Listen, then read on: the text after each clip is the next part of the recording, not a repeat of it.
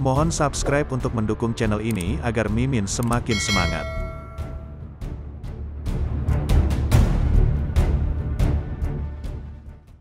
Chapter 41. Modal terbalik. Secara alami, Jun Xie tidak tahu bahwa barang di tangannya sebenarnya adalah harta yang menentang surgawi. Pikirannya saat ini dipenuhi dengan pemikiran tentang bagaimana menjelaskan dirinya sendiri jika dia mengembalikannya ke keluarga Tang. Alasan apa yang bisa dia berikan untuk menjelaskan bagaimana barang ini jatuh ke tangannya? Jika dia tidak mengembalikannya ke keluarga Tang, apakah akan bermanfaat baginya untuk meninggalkannya di sisinya? Dia bahkan tidak tahu persis apa item ini, dan dengan demikian tidak tahu berapa nilainya. Setelah waktu yang lama, dia masih tidak dapat menemukan apapun. Kemudian, dia membungkus Suan Kor dan meletakkannya kembali ke dalam kotak gold jade, dan kemudian ke dalam kotak golden silk sandalwood. Menimbangnya di tangannya, dia meletakkannya di samping bantalnya. Setelah mempertimbangkan beberapa saat lagi, dia mendorongnya ke dalam dan menutupinya dengan bantalnya. Ini bukan untuk mengatakan bahwa Jun Xie telah menyadari bahwa ini adalah harta yang berharga dan ingin terus mengawasinya. Sebaliknya, itu karena dia pernah mendengar bahwa aroma cendana sangat bermanfaat untuk tidur. Suatu ketika ada seorang pria yang membeli sebuah kotak tetapi mengembalikan mutiara di dalamnya, sebuah kisah yang bernilai 1000 tawa. Tindakan Jun Xie hari ini, mungkin saat itu sudah malam dan hujan akhirnya mulai berhenti. Rambut abu-abu kakek Tang Wanli berdiri tegak, amarahnya naik ke langit. Dia telah menahan diri saat dia menyerang keluarga Li dan keluarga Meng, berniat untuk menimbulkan malapetaka bagi keduanya. Tetapi ketika dia mencapai keluarga Li, dia malah menderita jenis pembalasan yang lembut dan terpaksa pergi. Dia kemudian bergerak melawan keluarga Meng, menimbulkan kekacauan di sana, melampiaskan kemarahan di dalam dirinya, menyebabkan ayam terbang dan anjing melompat. Tanpa diduga, hujan lebat terjadi begitu dia tiba di keluarga Meng, tidak dapat kembali menyebabkan kakek Tang menjadi lebih terprovokasi. Sebagai imbalannya, dia melemparkan serangan yang lebih besar ke kediaman keluarga Meng, mengutuk semua orang sampai tersedak darahnya sendiri. Bagaimana dia bisa membayangkan bahwa ketika dia sedang melempar, seseorang dari kediamannya akan segera bergegas ke sini untuk melaporkan bahwa ada sesuatu yang dicuri dari kediamannya. Pada saat itu, kakek Tang merasakan suara menggelegar memenuhi kepalanya karena semua darah di tubuhnya melonjak ke atas ke otaknya. Dia datang untuk melampiaskan amarahnya kepada orang lain, tetapi rumahnya sendiri dijungkir-balikan oleh orang lain. Selain itu bahkan melibatkan pekerjaan orang dalam, tidak perlu menanyakan apa yang dicuri. Kakek Tang tahu bahwa barang itu pasti barang penting yang dia hargai secara pribadi. Jika tidak, utusan itu tidak akan pernah bergegas melewati hujan deras seperti itu untuk memberitahunya. Adapun barang berharga pribadi mana yang dicuri, yang paling berharga hanya bisa menjadi Suan Kor, meskipun dia telah memikirkannya dengan matang. Kakek Tang mencoba menahan kemungkinan bahwa bukan itu masalahnya dan menanyakan tentang barang curian itu. Selama itu bukan Suan Kor, maka semuanya akan baik-baik saja. Sayangnya, apa yang paling dia takutkan memang terjadi. Barang yang dicuri itu tidak lain adalah Suan Kor, yang dia hargai sama seperti nyawanya sendiri. Fisik kakek Tang menjadi tertutup oleh kegelapan dan dia hampir pingsan di tempat. Sejak hari dia mendapatkannya, Tang Wanli tahu bahwa dia telah berhasil mendapatkan harta yang berharga. Yang diperlukan hanyalah generasi mudanya untuk fokus pada budidaya Suan Qi dan berkultivasi ke titik peringkat bumi Suan. Setelah itu, dia akan melakukan segalanya dengan kekuatannya. Bahkan jika itu berarti membuang wajahnya ke selokan, untuk mengundang beberapa ahli peringkat Sky Suan, atau mungkin bahkan ahli peringkat Divine Suan tertinggi untuk membantunya. Dengan bantuan mereka, Suan Kor dapat digunakan untuk mendorong generasi mudanya ke peringkat Sky Suan. Setelah itu terjadi, maka selama ahli peringkat Sky Suan tetap hidup, kemakmuran keluarga Tang juga akan tetap ada. Adapun dirinya sendiri, dia sudah terlalu tua. Bahkan jika dia menggunakan Suan Kor untuk meningkatkan level kultivasinya, dia mungkin tidak dapat hidup lebih lama lagi. Perpanjangan umur panjang hanya mungkin jika dia bisa mencapai peringkat Suan surgawi tertinggi. Namun dia sama sekali tidak memiliki bakat semacam itu. Bahkan dengan bantuan harta yang sangat langka ini, bagaimana dia bisa mengharapkan perubahan yang akan mempengaruhi rencananya? Dia memiliki 2 putra. Yang pertama tidak memiliki bakat untuk dibicarakan, yang kedua cukup mampu tetapi lebih tertarik pada sastra dan tidak menyukai budidaya seni bela diri. Dia berhenti berkultivasi setelah mencapai Suan Qi tingkat ke-9 belaka, tidak pernah repot-repot mencoba menerobos ke tingkat perak. Meski karirnya sebagai pejabat pemerintah telah berjalan mulus, tidak ada ahli yang kuat di dalam keluarga. Perasaan di mana masa depan dan kesejahteraan keluarga mereka berada di tangan orang lain sungguh tidak menyenangkan. Para pejabat sipil dan militer secara alami semuanya berada di bawah pemerintahan yang mulia, Kaisar. Namun, selama keluarga mereka memiliki ahli langit Suan, maka bahkan Kaisar harus mempertimbangkan dengan hati-hati jika Yang Mulia ingin berurusan dengan mereka. Dihadapkan dengan tidak ada pilihan lain, kakek Tang hanya bisa menaruh harapannya pada cucunya. Kali ini, harapannya tampaknya sepadan karena beberapa cucunya telah menunjukkan bakat yang menjanjikan. Dengan pengecualian cucu tertua, Tang Yuan yang lebih memilih bisnis daripada seni bela diri, 3 cucunya yang lain sangat menghormati nilai kultivasi Suan Qi dan bekerja keras dalam hal kultivasi Suan Qi. Ini membuat kakek Tang tua merasa lega. Dia percaya bahwa salah satu cucunya akan mampu menginjak peringkat Suan Bumi dalam waktu 10 tahun. Adapun dirinya sendiri, dia yakin bahwa dia bisa melanjutkan selama 10 tahun lagi. Dia percaya bahwa efek positif menggunakan Suan Core pada cucunya akan melampaui efek menggunakannya pada putranya. Selama semuanya berjalan lancar, keluarga Tang tidak akan menghadapi masalah apapun baik di istana maupun di luar selama hampir 1 abad penuh. Bagaimana dia bisa meramalkan bahwa setelah menunggu bertahun-tahun, setelah menanggung ribuan kesulitan pahit untuk mengumpulkan ramuan yang diperlukan, setelah cucunya berhasil menembus ke tingkat perak, mungkin hanya membutuhkan beberapa tahun lagi sebelum memenuhi kebutuhan yang diperlukan.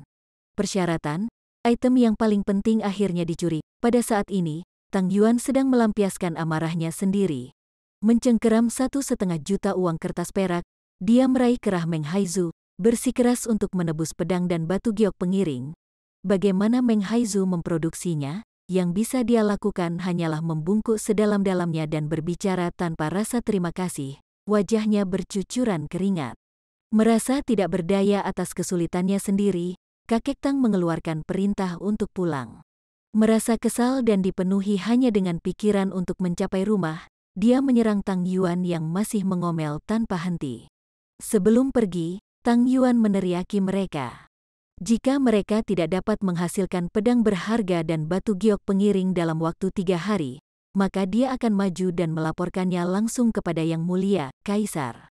Kata-kata itu menyebabkan Meng Haizu mengotori celananya. Tentu saja, setiap kata yang dia katakan ada harganya.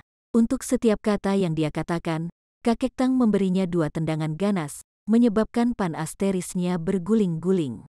Setelah bergegas pulang, kakek Tang meledak dengan kemarahan lagi. Dia menyuruh setiap penjaga rumah elit keluarga Tang dikirim, secara terbuka dan ceroboh mencari di semua sudut.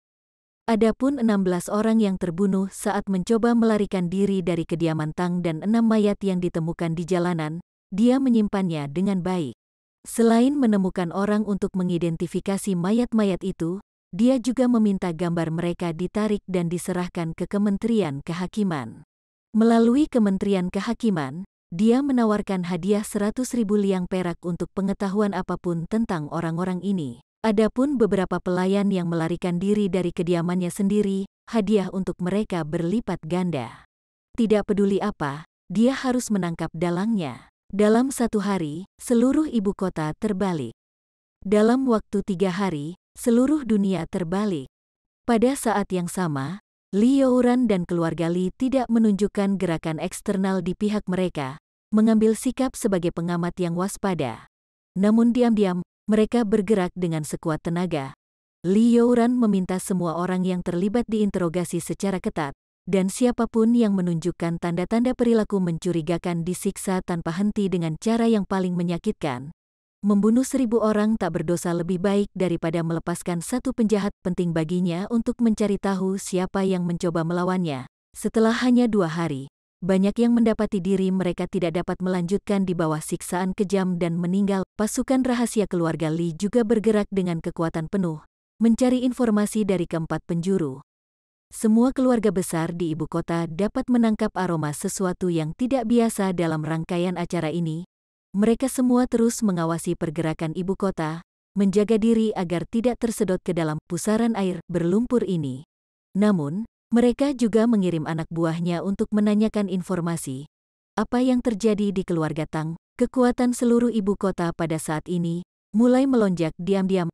Adapun sel tahanan Kementerian Kehakiman, mereka semua tiba-tiba terisi penuh. Gerakan terang-terangan keluarga Tang dari kekuatan dan pengaruhnya telah menyebabkan gempa bumi di dalam ibu kota, menyebabkan semua orang merasa tidak aman. Namun, tidak ada berita yang akan datang. Hati kakek Tang Wanli dipenuhi dengan kekhawatiran dan kejengkelan, dan marah setiap hari. Li Youran mempertahankan sikap lembutnya di luar. Namun terselubung di balik matanya yang dingin adalah sepasang kilatan seperti ular beracun. Jika matanya menatap seseorang dengan ringan, maka orang itu akan mati. Jika matanya menatap tajam pada seseorang, seluruh keluarga orang itu akan dimusnahkan. Adapun orang yang mendapat manfaat terbesar dari cobaan ini, Jun Xie, dia tetap tidak menyadari apa yang terjadi. Dia sedang bersantai sendiri di rumah, berpegangan pada kotak cendana Golden Silk saat dia tidur di malam hari. Mendesah keras pada dirinya sendiri. Ternyata itu benar-benar melakukan keajaiban besar untuk tidur. Dalam benaknya, dia terus bertanya-tanya mengapa pikirannya mengembara ke arah saudara iparnya yang janda. Mohon subscribe untuk mendukung channel ini agar Mimin semakin semangat. Chapter 42. Neraka. Itu bukan untuk mengatakan bahwa kecerdasan keluarga Jun itu buruk, melainkan bahwa orang-orang yang bertanggung jawab atas kecerdasan keluarga Jun terbiasa tidak mengirim berita apapun kepada Tuan Muda. Selanjutnya, Tuan Muda ini memang cukup sibuk selama beberapa hari terakhir. Jika dia tidak sibuk mencoba menjelajahi rahasia pagoda Hongjun yang indah, dia keluar mengawasi pelatihan penjaga rumah. Dia bahkan pergi untuk menyeduh anggur dalam jumlah yang tidak sedikit, yang semuanya saat ini sedang disisihkan untuk fermentasi. Adapun peristiwa yang terjadi di kota, hanya setelah beberapa hari Jun Xie mengetahuinya. Secara alami, ada alasan mengapa keluarga Jun mampu menjaga ketenangannya. Terlepas dari keluarga Tang atau keluarga Li, tidak ada yang memberi keluarga Jun lebih dari pandangan curiga.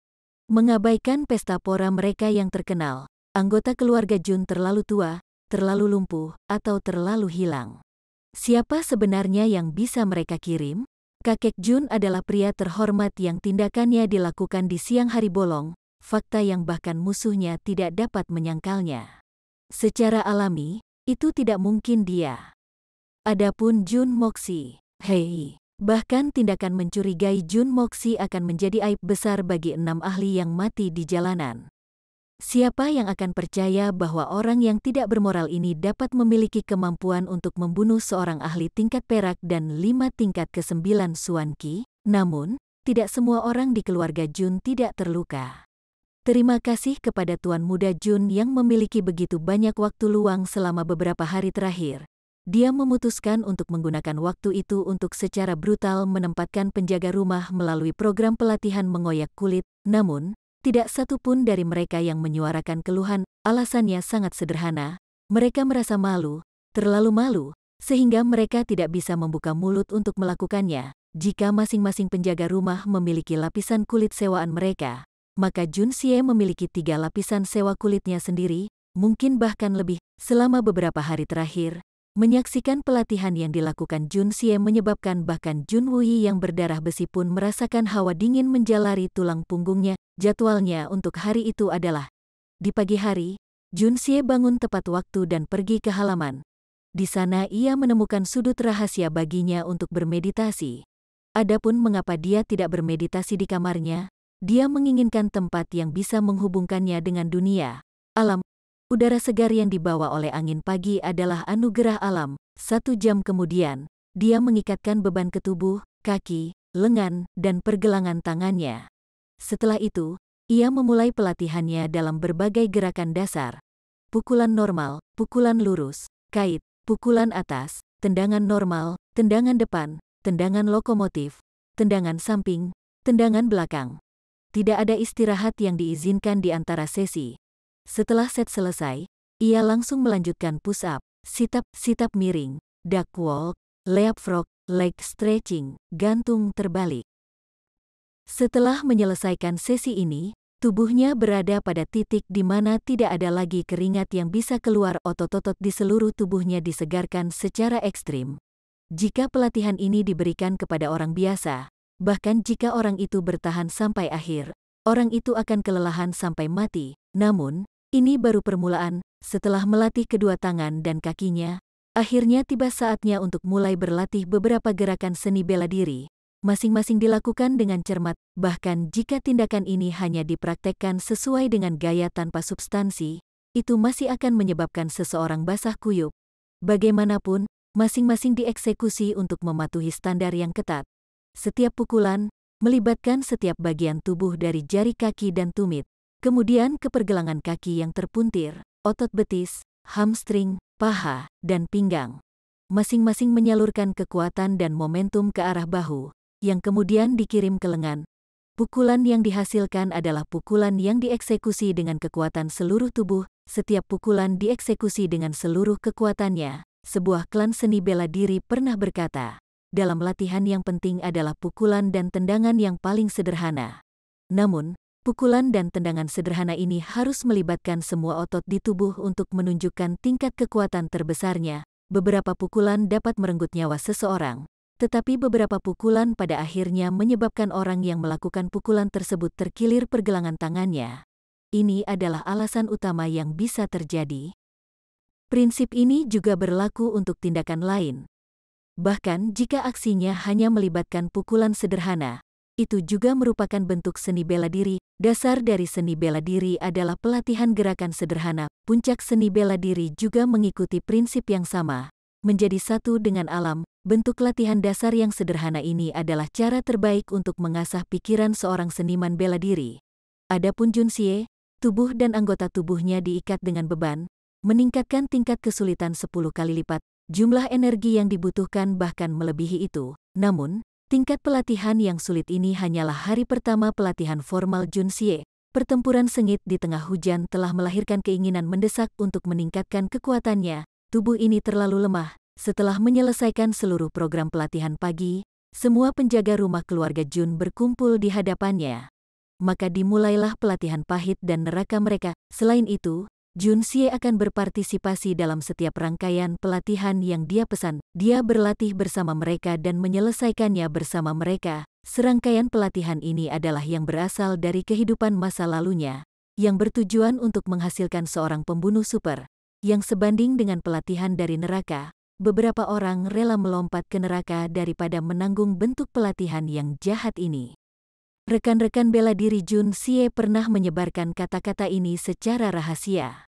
Lebih baik mengelilingi istana Raja Yama 9 kali, daripada membiarkan Raja Jahat bertanggung jawab atas pelatihan.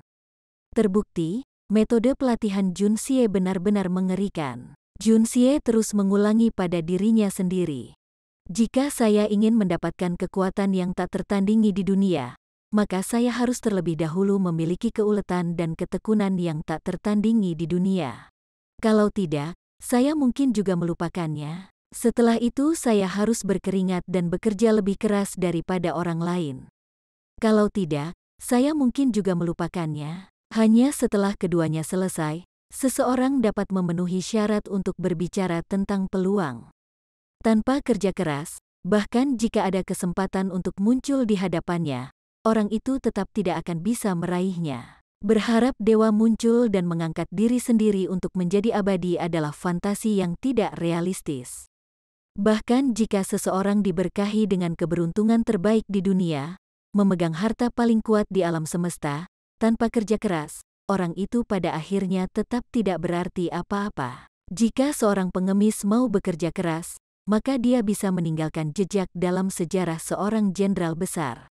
Seorang jenderal hebat yang tidak bekerja keras juga bisa meninggalkan bekas dalam sejarah, tetapi tanda itu akan menjadi salah satu kerugian dan ketenaran yang mengerikan. Untuk menaklukkan orang lain, dan bahkan seluruh dunia, pertama-tama seseorang harus bisa menaklukkan diri sendiri. Ini adalah syarat minimal mutlak. Setelah menyelesaikan pelatihan khusus untuk dirinya sendiri, dia menyuruh penjaga rumah berlari 20 putaran di sekitar tempat pelatihan. Junxie sendiri berlari tidak kurang dari mereka. Hal yang sama berlaku untuk sesi pelatihan lainnya. Dengan kondisi tubuhnya saat ini, Junxie akhirnya menjadi yang terakhir di setiap sesi. Tetapi di setiap sesi latihan, dia dengan gigih bertahan sampai akhir. Setelah menyelesaikan hari pertama pelatihan, Junxie kelelahan melampaui alam kesadaran. Namun, kebanggaan pembunuh peringkat emas dan martabat Raja Jahat mendukungnya, memungkinkan dia untuk tidak menyerah atau hancur sampai akhir. Meskipun tubuh ini telah menjalani proses pembersih meridian pool rending, Junxie ingin melatih tubuh ini ke titik kesempurnaan sesegera mungkin. Hanya setelah setiap otot di tubuhnya dikoordinasikan dengan tepat, itu dapat dianggap telah memenuhi persyaratan tingkat terendah Junxie. Tapi bagaimana ini bisa dicapai? Melalui keringat. Bagi mereka yang tidak bekerja keras, bahkan jika buah surgawi jatuh dari surga kepada mereka, mereka hanya akan dihancurkan sampai mati oleh buah surgawi ini. Tidak akan ada kesempatan bagi mereka untuk mencicipinya. Saat ini, Junxie memiliki pagoda Hongjun yang indah dan seni membuka keberuntungan surga. Namun, baik seni bela diri dan budidaya keterampilan ini harus dicapai secara bersamaan. Jika tubuhnya tidak cukup kuat, maka seseorang akan dihancurkan bahkan dengan bantuan skill divine. 300 penjaga rumah awalnya bersikap skeptis terhadap partisipasi Junxie dalam pelatihan mereka. Mereka percaya bahwa tuan muda hanya melakukannya untuk bersenang-senang.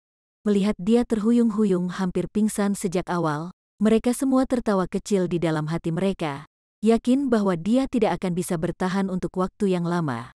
Beberapa dari mereka memutuskan untuk memulai taruhan, mendiskusikan tentang tarif dan peluang saat mereka berkeringat dan berlatih. Mohon subscribe untuk mendukung channel ini agar Mimin semakin semangat. Chapter 43. Seseorang harus kuat untuk menempa logam. Semua orang percaya bahwa tuan muda akan jatuh pada saat ini atau berikutnya. Bagaimana tuan muda mereka yang tidak bermoral dapat menanggung jenis pelatihan neraka ini? Beberapa dari mereka bertaruh bahwa Junxie akan menyerah begitu saja dalam waktu sebatang dupa. Namun, bertentangan dengan semua harapan mereka, Junxie yang terhuyung-huyung sejak awal bertahan sampai waktunya sarapan, tubuhnya masih terhuyung-huyung. Dia benar-benar bertahan. Hasil ini menyebabkan mata semua orang keluar. Karena itu, mereka mulai berspekulasi apakah tuan muda akan berpartisipasi dalam pelatihan sore. Sebagian besar dari mereka percaya bahwa jumlah pelatihan yang dialami telah melebihi kapasitas tuan muda ketiga. Baginya untuk bertahan sampai sekarang sudah merupakan prestasi yang langka. Setelah sarapan, mereka hanya punya waktu setengah dupa untuk beristirahat. Namun, tidak ada dari mereka yang menyadari bahwa Junxie bahkan tidak mempertimbangkan untuk beristirahat. Tidak ingin membuang waktu sama sekali, dia kembali ke kamarnya sambil menahan rasa sakit yang berasal dari otot-otot seluruh tubuhnya yang sakit. Memproduksi beberapa tabung bambu yang sepenuhnya ditusuk dengan jarum baja, dia meletakkannya secara metodis di atas meja.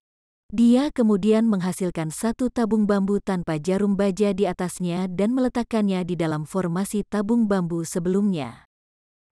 Hanya ada panjang setebal telapak tangan di antara masing-masing tabung bambu dengan jarum baja, dan Junxie ingin memukul tabung bambu di dalam formasi menggunakan jari-jarinya tanpa menyentuh tabung di kedua sisi telapak tangan ini. Tambahan, latihan kecil ini ditujukan untuk melatih kelenturan jari secara ekstrim. Pelatihan ini tampak sederhana, tetapi sebenarnya sangat sulit. Jarum ada di mana-mana, menyebabkan penggunaan kekuatan yang berlebihan atau kurang atau kegagalan dalam fleksibilitas yang mengakibatkan tangan tertusuk oleh jarum baja. Saat rasa sakit itu akan menyebabkan tangan siapapun bergetar, yang sebagai balasannya akan menyebabkan lebih banyak jarum menusuk tangan. Junxie mempertahankan wajah acuh tak acuh saat dia dengan tenang memasukkan tangannya, yang telah menjalani sesi latihan pagi yang intens ke dalamnya. Ketika pelatihan sore dimulai, penjaga rumah menemukan Junxie berdiri di tempat latihan, jari-jarinya bengkak dan berlumuran darah. tetapi wajahnya tampak lebih baik. Pada sesi latihan sore berikutnya, dia terus bertahan saat dia terhuyung-huyung terus-menerus sampai akhir. Hasil ini menyebabkan setiap mata penjaga rumah jatuh ke tanah. Meskipun demikian, setengah dari mereka masih percaya bahwa pelatihan tingkat tinggi ini sudah jauh melampaui apa yang bisa ditanggung oleh tuan muda ketiga. Baginya untuk bertahan sampai sekarang adalah sesuatu yang sangat terpuji. Dia tidak akan bisa melanjutkan sampai sore. Bukan, namun, di sore hari, dia tinggal. Pada saat ini, semua penjaga dihasut ketika hati mereka meraung.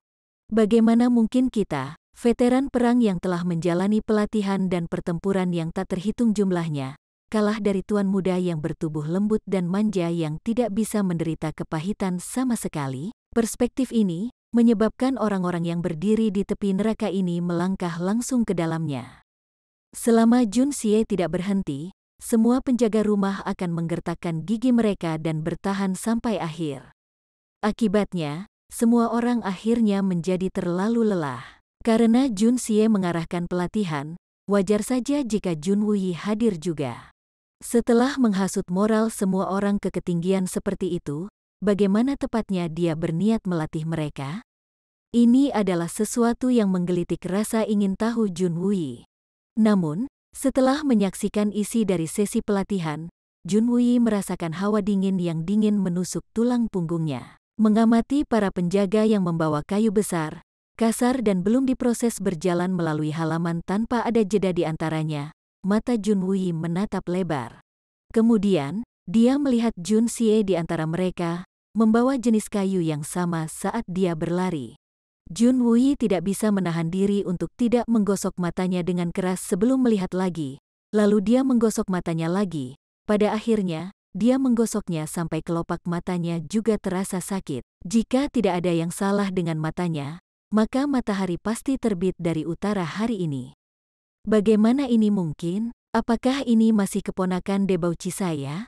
Ini benar-benar luar biasa. Setelah hari itu berakhir, Jun Xie akhirnya mengakhiri pelatihan. Penjaga rumah yang sangat cakap dan kokoh itu semuanya kelelahan, mirip dengan anjing mati. Masing-masing dari mereka terbaring lumpuh di tanah seperti sepotong lumpur, mulut mereka terbuka lebar saat mereka terengah-engah. Di antara 300 pria, tidak ada satupun yang masih memiliki kekuatan untuk berdiri, adapun dua pemimpin perusahaan, satu membungkuk saat dia terengah-engah, yang lain tegang, meremas pinggangnya sendiri. Wajah Jun Xie pucat pasi, tubuhnya sepertinya akan jatuh, tapi dia tetap berdiri tegak. Dengan tatapan tajam, dia mengamati keadaan kacau 300 pria dan tiba-tiba berteriak, "Turunkan pan asteris temu dari tanah dan berdiri." Dalam waktu 3 napas, mereka yang tidak bisa berdiri akan tersingkir. Bawa tubuhmu yang tidak berharga keluar dari sini dan bunuh diri. Itu karena Anda tidak memenuhi syarat untuk berdiri di sini. Jika Anda bahkan tidak bisa dibandingkan dengan anak durhaka yang hilang ini, apa alasan Anda untuk terus hidup? Segera, semua orang terpental seperti pegas. Mereka mengertakkan gigi saat mereka terhuyung-huyung. Beberapa dari mereka hampir tidak dapat mempertahankan diri dan hampir jatuh, tetapi ditopang oleh orang-orang di sekitar mereka. Jika mereka kalah dari tuan muda ketiga, maka mereka benar-benar tidak memiliki wajah untuk terus hidup. Jun Xie terengah-engah saat dia menatap mereka dengan tatapan dingin. Sampai sekarang, siapa di antara kamu yang masih bisa mengklaim bahwa kamu bukan sampah? Dengan hanya 1 hari pelatihan, kalian semua telah jatuh ke keadaan yang menyedihkan. Meskipun saya hanyalah seorang debauci, saya masih bisa berdiri, tetapi Anda? Apakah Anda semua memiliki kondisi pikiran untuk berbaring dengan damai? Apakah tidak ada dari kalian yang merasa malu? Seorang veteran dari 100 pertempuran, ke-300 prajurit itu wajahnya tergores rasa malu yang pahit. Satu persatu, mereka semua menurunkan pandangan mereka ke tanah. Jika tuan muda yang selalu dipandang rendah oleh semua orang ini dapat bertahan dan masih berdiri tegak, lalu alasan apa mereka harus berbaring? Partisipasi Jun Xie dalam pelatihan hari itu adalah sesuatu yang disaksikan oleh mereka semua. Mereka semua merasakan tubuh mereka sakit dan lelah setelah latihan hari itu, tapi bagaimana Jun Xie bisa menahannya? Semua orang tahu bahwa agar tuan muda ketiga yang tubuhnya lebih lemah dari mereka untuk bertahan dalam pelatihan hari ini, kesulitan yang terlibat akan jauh lebih sulit. Semua orang menatap Jun Xie, mata mereka tanpa sadar dipenuhi dengan kekaguman dan rasa hormat. Karena apa yang Jun Xie lakukan hari ini dilakukan tanpa dasar sedikit pun. Di sisi lain, mereka adalah sekelompok pria terlatih. Jun Xie menatap mereka semua dengan dingin sebelum berbalik dan berjalan pergi, hanya menyisakan satu kalimat. Jika ini terjadi lagi besok, maka kalian bertiga bisa nyahlah. Keluarga Jun tidak membuang-buang uang untuk sampah, terutama ketika mereka tidak bisa dibandingkan dengan seorang debauci. Melihat punggung Jun Xie saat dia pergi, siapapun yang memperhatikan dapat melihat bahwa kakinya dan semua otot di tubuhnya gemetar tak terkendali. Ini adalah tanda tak terkendali yang hanya bisa muncul ketika seseorang telah kelelahan sampai batasnya. Namun, wajah Jun Xie tidak menunjukkan sedikit pun kondisinya saat ini. Dalam hal daya tahan saja, tidak ada seorang pun di sana yang bisa menandingi dia. Jika tuan muda debauci mereka dapat menanggung tingkat pelatihan yang sulit ini, maka dapatkah para veteran dari ratusan pertempuran ini mengatakan sebaliknya? Terutama karena tuan muda debauci mereka telah menjalani tingkat pelatihan yang sama dengan mereka. Apakah mereka dapat mengucapkan kata-kata sulit? Betapa ruginya muka itu. Jika mereka mengatakan kata-kata itu, maka skenario kasus terbaik adalah dipandang rendah dengan penghinaan oleh rekan-rekan mereka. Tetapi jika mereka akhirnya dipandang rendah dengan penghinaan oleh tuan muda yang bejat, maka mereka harus benar-benar bunuh diri. Apa yang akan mereka lakukan? Jika mereka mengetahui bahwa ada 8 beban yang diikatkan ke tubuh Jun Xie, apakah mereka akan menjadi terlalu malu untuk hidup? Tak satu pun dari mereka yang tahu bahwa setidaknya selusin titik di tubuh Jun Xie menderita kulit robek karena beban darah mengalir perlahan dari lukanya. Latihan yang dilakukan Jun Xie diperkirakan setidaknya 3 kali lebih kuat dibandingkan dengan penjaga rumah. Ini adalah sosok yang menakutkan. Jika bukan karena seni membuka keberuntungan surga yang mendukungnya, Jun Xie dengan tubuh Jun Moxi yang asli akan mati karena kelelahan 10 kali lipat. Namun, alasan Jun Xie bertindak seperti itu adalah untuk mengeluarkan kekuatan suci dari seni membuka keberuntungan surga. Dengan program pelatihan yang melampaui hidup dan mati, dia kemudian akan menembus keterbatasan tubuhnya. Meskipun Jun Wei tidak tahu bahwa Jun Xie sedang berlatih dengan beban yang menempel di tubuhnya, penampilan Jun Xie hari ini telah menggerakkan pria yang pernah menjadi jenderal hebat yang mengawasi puluhan ribu tentara ini. Menonton siluet kepergian Jun Xie, Jun Wei merasa sangat senang. Namun, kecurigaan tetap ada di dalam hatinya. Mungkinkah ini wajah aslinya? Ini terlalu keras pada dirimu sendiri. Apakah kecelakaan akan terjadi jika ini terus berlanjut? Mohon subscribe untuk mendukung channel ini agar Mimin semakin semangat. Chapter 44. Langkah lain. Jun Xie berjalan dengan mantap kembali ke kamarnya. Ketika Little Ke melihat keadaan Jun Xie saat ini, dia hampir menangis. Dengan tangan gemetar, dia menanggalkan pakaiannya untuknya dan dengan hati-hati membersihkannya dengan air jernih. Sementara itu, Jun Xie tetap berdiri. Berdasarkan jumlah kelelahan yang harus dia tanggung, dia tahu bahwa jika dia kehilangan keseimbangan dan jatuh, maka dia akan langsung jatuh pingsan.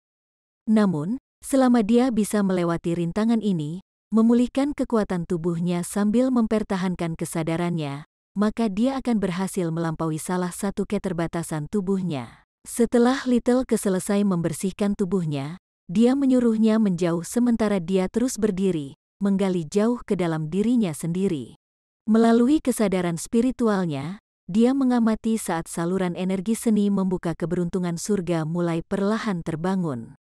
Yang mengejutkan Jun Xie, dia menemukan bahwa 7 pagoda indah berwarna di dalam lautan kesadarannya berputar dengan kecepatan lebih tinggi dibandingkan dengan masa lalu. Selain itu, ki spiritual duniawi putih yang dipancarkannya juga jauh lebih tebal dibandingkan sebelumnya. Ki spiritual perlahan memasuki meridian Jun Xie, mengalir di sepanjang jalur. Setiap kali ki spiritual mencapai suatu area, itu akan memberi Jun Xie perasaan sejuk dan nyaman. Perasaan ini mirip dengan seseorang yang haus sampai batas maksimal yang tiba-tiba menemukan mata air sejuk di gunung. Perasaan ini benar-benar tak terlukiskan. Ki spiritual yang berkabut terus memasuki meridian Junxie dengan kecepatan yang lebih tinggi. Tubuh Junxie, yang sangat lelah, mulai perlahan meremajakan dirinya sendiri dan pada saat yang sama, seluruh tubuhnya berangsur-angsur menjadi gatal. Ini terutama terjadi pada area luka yang rasa gatalnya sangat tidak tertahankan. Junxie melakukan kontrol ketat atas keinginan untuk menggaruk area yang gatal, mengarahkan konsentrasi penuh pikirannya untuk memasuki keadaan meditasi. Perlahan, dia memasuki keadaan terputus dari diri sendiri dan orang lain. Seiring berjalannya waktu, semua bagian tubuh Junxie yang terluka mulai mengeluarkan cairan bening, yang berangsur-angsur menggumpal, membentuk bekas luka. Sedikit demi sedikit, bekas luka di tubuh Junxie mulai berkerut sebelum mengeras. Pada akhirnya, itu berubah menjadi remah-remah tepung saat jatuh. Lapisan tipis fragmen kulit semakin menumpuk di sekitar kaki Junxie. Adapun kulit di tubuhnya, itu telah kembali ke kehalusan putih sebelumnya. Satu-satunya perbedaan adalah menjadi lebih fleksibel. Di sisi lain, otot-ototnya yang tegang yang telah menjalani latihan tingkat tinggi selama 1 hari tanpa sadar memancarkan cahaya berair sebening kristal sambil bergetar ringan. Setelah gemetar berakhir, otot-otot perlahan mengendur saat dikembalikan ke keadaan rileks sebelumnya sebelum menjalani pelatihan. Selanjutnya, gelombang gatal kesemutan yang tak tertahankan menyapu dirinya sebelum akhirnya rileks. Junxie yang telah memasuki keadaan meditasi tidak menyadari apa yang terjadi sama sekali. Setelah mengatasi kondisi kelelahan yang ekstrim, perasaan yang mengikutinya adalah perasaan rileks yang tenang. Rohnya merasa seolah-olah telah menginjak alam halus. Perasaan ini mirip dengan perasaan nyaman seseorang yang sedang melakukan perjalanan wisata melintasi lautan luas, menikmati ombak laut yang mengepul lembut saat perlahan-lahan melonjak di dalam lautan kesadarannya. Kabut yang dipancarkan oleh pagoda indah berwarna-warni menjadi lebih padat dan lebih kaya. Gelombang ki spiritual duniawi murni mengalir seperti air melalui tubuh Junxie, mengalir melalui setiap meridiannya, setiap serat ototnya, setiap tendonnya. Junxie dapat dengan jelas merasakan bahwa aliran halus ki di dalam meridiannya perlahan-lahan tumbuh lebih besar setelah menerima makanan dari gelombang ki spiritual. Meskipun tingkat pertumbuhannya tidak besar, itu masih tumbuh tanpa henti. Selain itu, akal sehatnya tampaknya telah menjadi halus, tidak bisa lagi merasa lelah. Pada saat ini, esensi spiritualnya tampaknya telah menyatu secara harmonis dengan pagoda kecil di dalam lautan kesadarannya. Meskipun Junxie adalah seorang pria dengan saraf baja, perasaan nyaman yang mendalam ini membuatnya merasa mabuk. Tiba-tiba, pagoda Hongjun yang berwarna-warni berhenti berputar, tidak lagi memancar secemerlang sebelumnya. Peristiwa ini mengejutkan kesadaran Junxie di dalam lautan kesadarannya dan dia mulai terbangun dari alam halus. Bahkan arwahnya pun langsung dikembalikan kembali ke dunia fana. Adapun ki spiritual putih berkabut yang mengalir di dalam meridiannya, itu mundur kembali seperti air pasang surut. Junxie bisa merasakan bahwa seluruh tubuh ini dipenuhi dengan kekuatan. Perlahan, dia membuka matanya, yang mengungkapkan tatapan tajam yang dipenuhi dengan cahaya surgawi. Junxie dengan lembut melenturkan tubuhnya, menyebabkan persendian di seluruh tubuhnya mengeluarkan suara letupan. Seketika, tubuhnya kembali ke kondisi ideal dan mulus sementara kondisi pikirannya juga secara mengejutkan dalam kondisi yang sangat baik. Saat cahaya bulan yang lembut dengan lembut tumpah, Junxie bergerak menuju jendela. Bulan menggantung di langit seperti piring. Langit biru jernih di sekitarnya menyebar selama ribuan li. Festival pertengahan musim gugur telah tiba. Di dunia aslinya, festival pertengahan musim gugur akan diadakan pada tanggal 15 Agustus. Tapi di sini, hanya ada festival musim gugur yang diadakan pada tanggal 20 Agustus.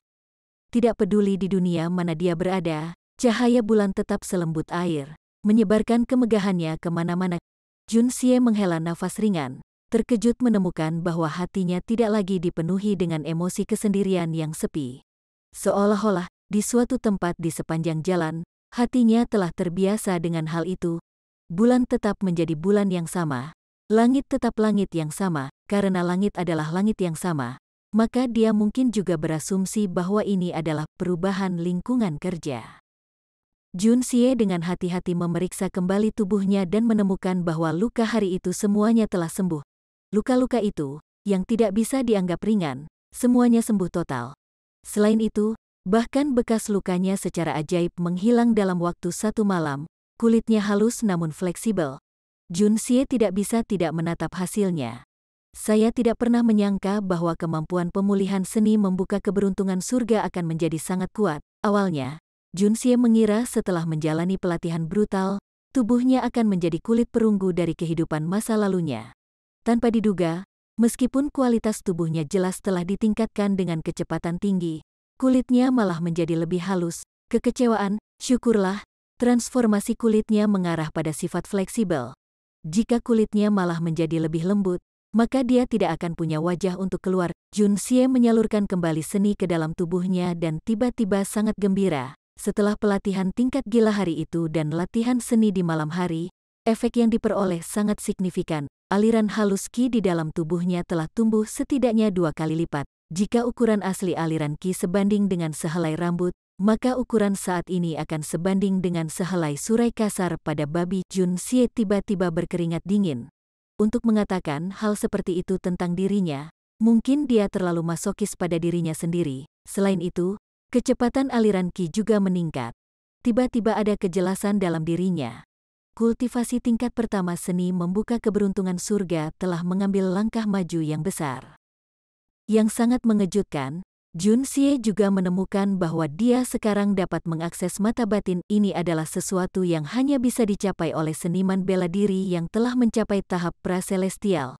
Art of Unlocking Heaven's Fortune ini memang keterampilan yang ajaib. Meskipun kekuatannya saat ini jauh dari standar tahap praselestial, dia sudah dapat mengakses mata batin. Tampaknya pelatihan yang melanggar batas ini di mana energi fisik seluruh tubuh diperas hingga ekstrim diikuti dengan penyaluran Art of Unlocking Heaven's Fortune telah menghasilkan beberapa manfaat yang tidak terduga. Memeriksa meridiannya, Jun Xie akhirnya memahami aspek misterius dari Xuan Qi di dunia ini. Yang disebut kultivasi Xuan Qi sebenarnya tidak jauh berbeda jika dibandingkan dengan latihan kekuatan internal. Itu bisa dianggap sebagai cabang khusus dari kultivasi kekuatan internal. Xuan Qi tidak bertahan selama kekuatan internal. Sebagai imbalannya, ia memiliki kekuatan ledakan yang jauh melampaui kekuatan internal. Itu juga karena kekuatan ledakan yang aneh sehingga sifat rahasia dari kekuatan mistik ini menjadi tidak memadai. Secara alami, daya tahan daya ledaknya bahkan lebih tidak memadai.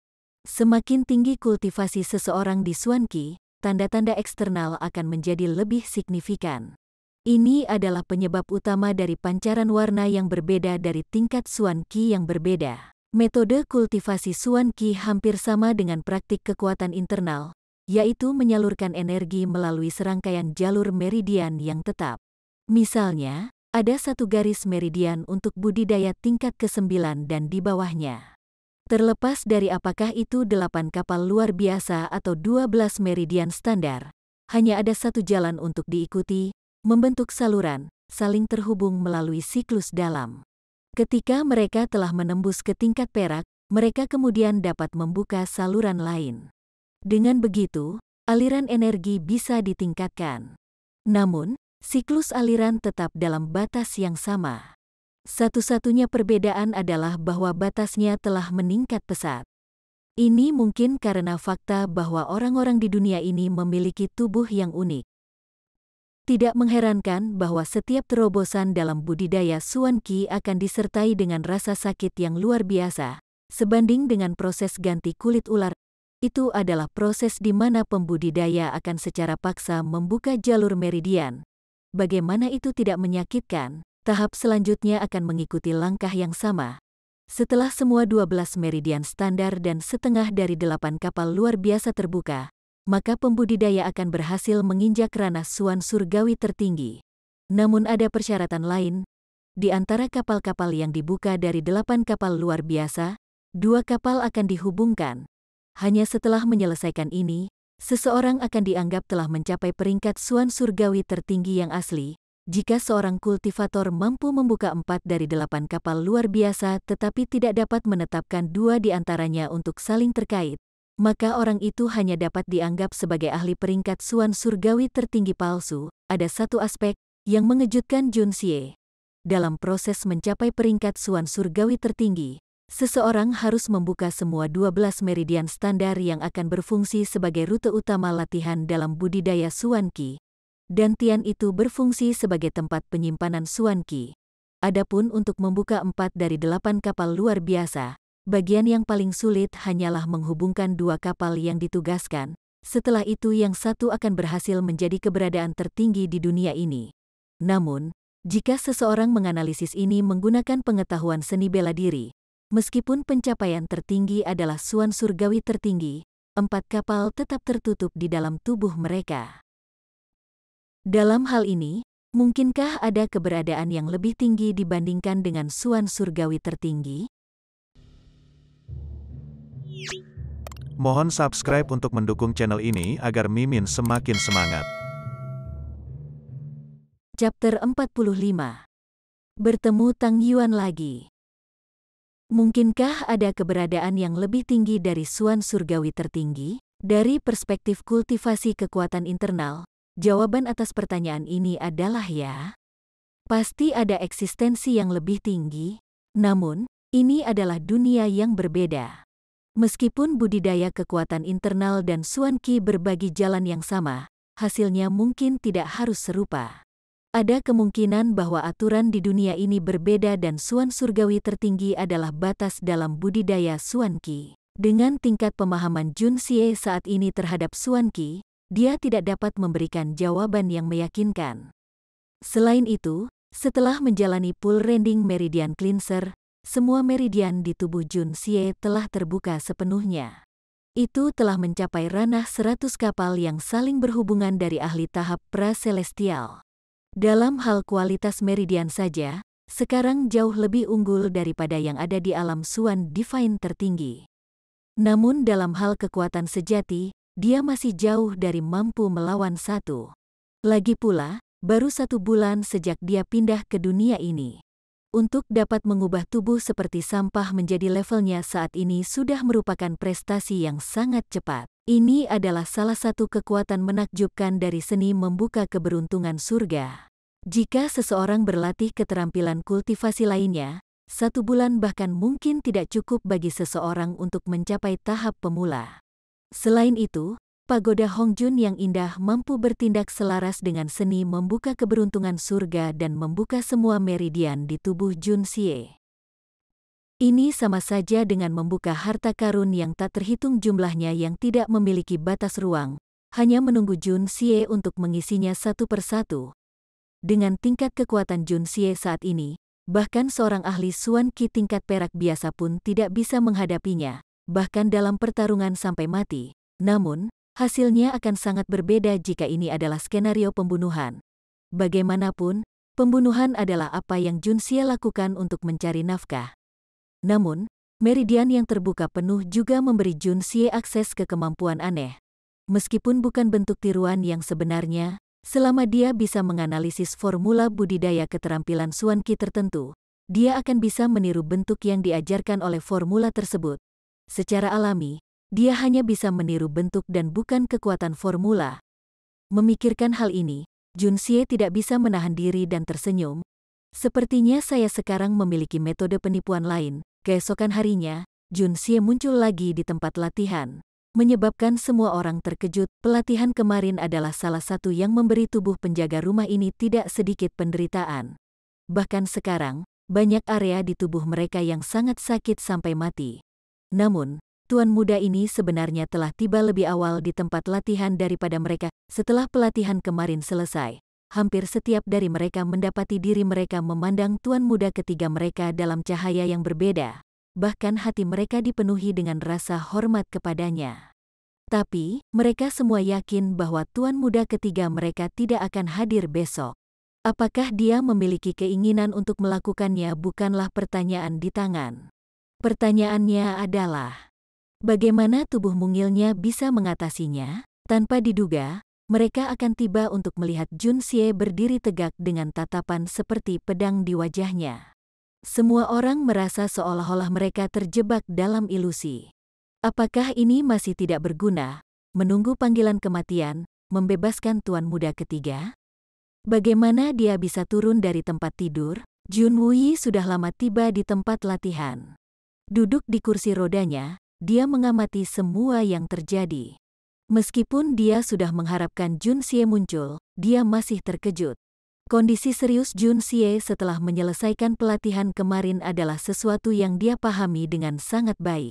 Dengan kapasitas tubuh asli Jun Xie, tidak mungkin dia bisa menanggung beban seperti itu. Itulah mengapa Jun Wuyi merasa bahwa itu bisa dimengerti bahkan jika Jun Xie tidak muncul hari ini. Menurut pendapat Jun Wuyi, bahkan jika Jun Xie berhasil muncul, Jun Xie akan kelelahan sampai tidak enak dilihat. Pelatihan kemarin adalah sesuatu yang Jun Wuyi tidak akan bisa selesaikan dengan mudah bahkan dengan tubuh yang lengkap. Dia tidak akan pernah menyangka bahwa Jun Xie akan muncul dalam keadaan, "Mungkinkah latihan kemarin tidak seberat yang saya bayangkan?" Sekali lagi, pelatihan intensitas tinggi lainnya dimulai. Yang mengejutkan mereka, para penjaga menemukan bahwa kecepatan Jun Xie hari ini jauh lebih unggul dibandingkan kemarin. Meskipun beberapa langkahnya tidak bagus, itu tidak lagi goyah dan menjadi lebih baik dibandingkan kemarin. Kejutan tidak berakhir di sini. Pada hari-hari pelatihan berikutnya, Jun Xie mulai mengejar kecepatan penjaga rumah. Akhirnya, dia bahkan mampu melampaui beberapa dari mereka. Kejadian ini menyebabkan tidak sedikit mata penjaga rumah yang memerah. Tingkat peningkatan kekuatan tubuh yang cepat ini adalah sesuatu yang belum pernah mereka lihat sebelumnya. Bahkan, mereka belum pernah mendengar hal seperti itu sebelumnya. Tapi tuan muda mereka saat ini sedang mengubah mitos menjadi kenyataan tepat di depan mata mereka. Tubuh tuan muda lembut dan lembut sementara tubuh kita kasar dan keras. Jika tuan muda bisa melakukannya, mengapa kita tidak? Pertanyaan ini sekali lagi membakar hati prajurit mereka. Kehausan semua orang akan kekuatan menyebabkan sesi pelatihan memasuki tingkat intensitas baru. Hampir setiap dari mereka memiliki mata merah menyala saat mereka mengertakkan gigi dan berlatih seperti binatang buas dengan nyawa mereka dipertaruhkan. Tak satu pun dari mereka dapat menyadari bahwa bahkan saat berlatih, Jun Xie memiliki 8 beban yang sangat berat diikatkan ke tubuhnya. Selain itu, ia menjalani pelatihan khusus sendiri sebelum bergabung dengan mereka untuk berlatih di pagi hari. Selain itu, Jun Xie juga meningkatkan aspek pelatihan khususnya. Panjat tebing, menggenggam batu, gerakan level, kontrol lengan, sembunyi-sembunyi. Jun Xie membagi masing-masing dari 12 jam panjang sehari dengan hati-hati, tidak menyia-nyiakan 1 menit pun.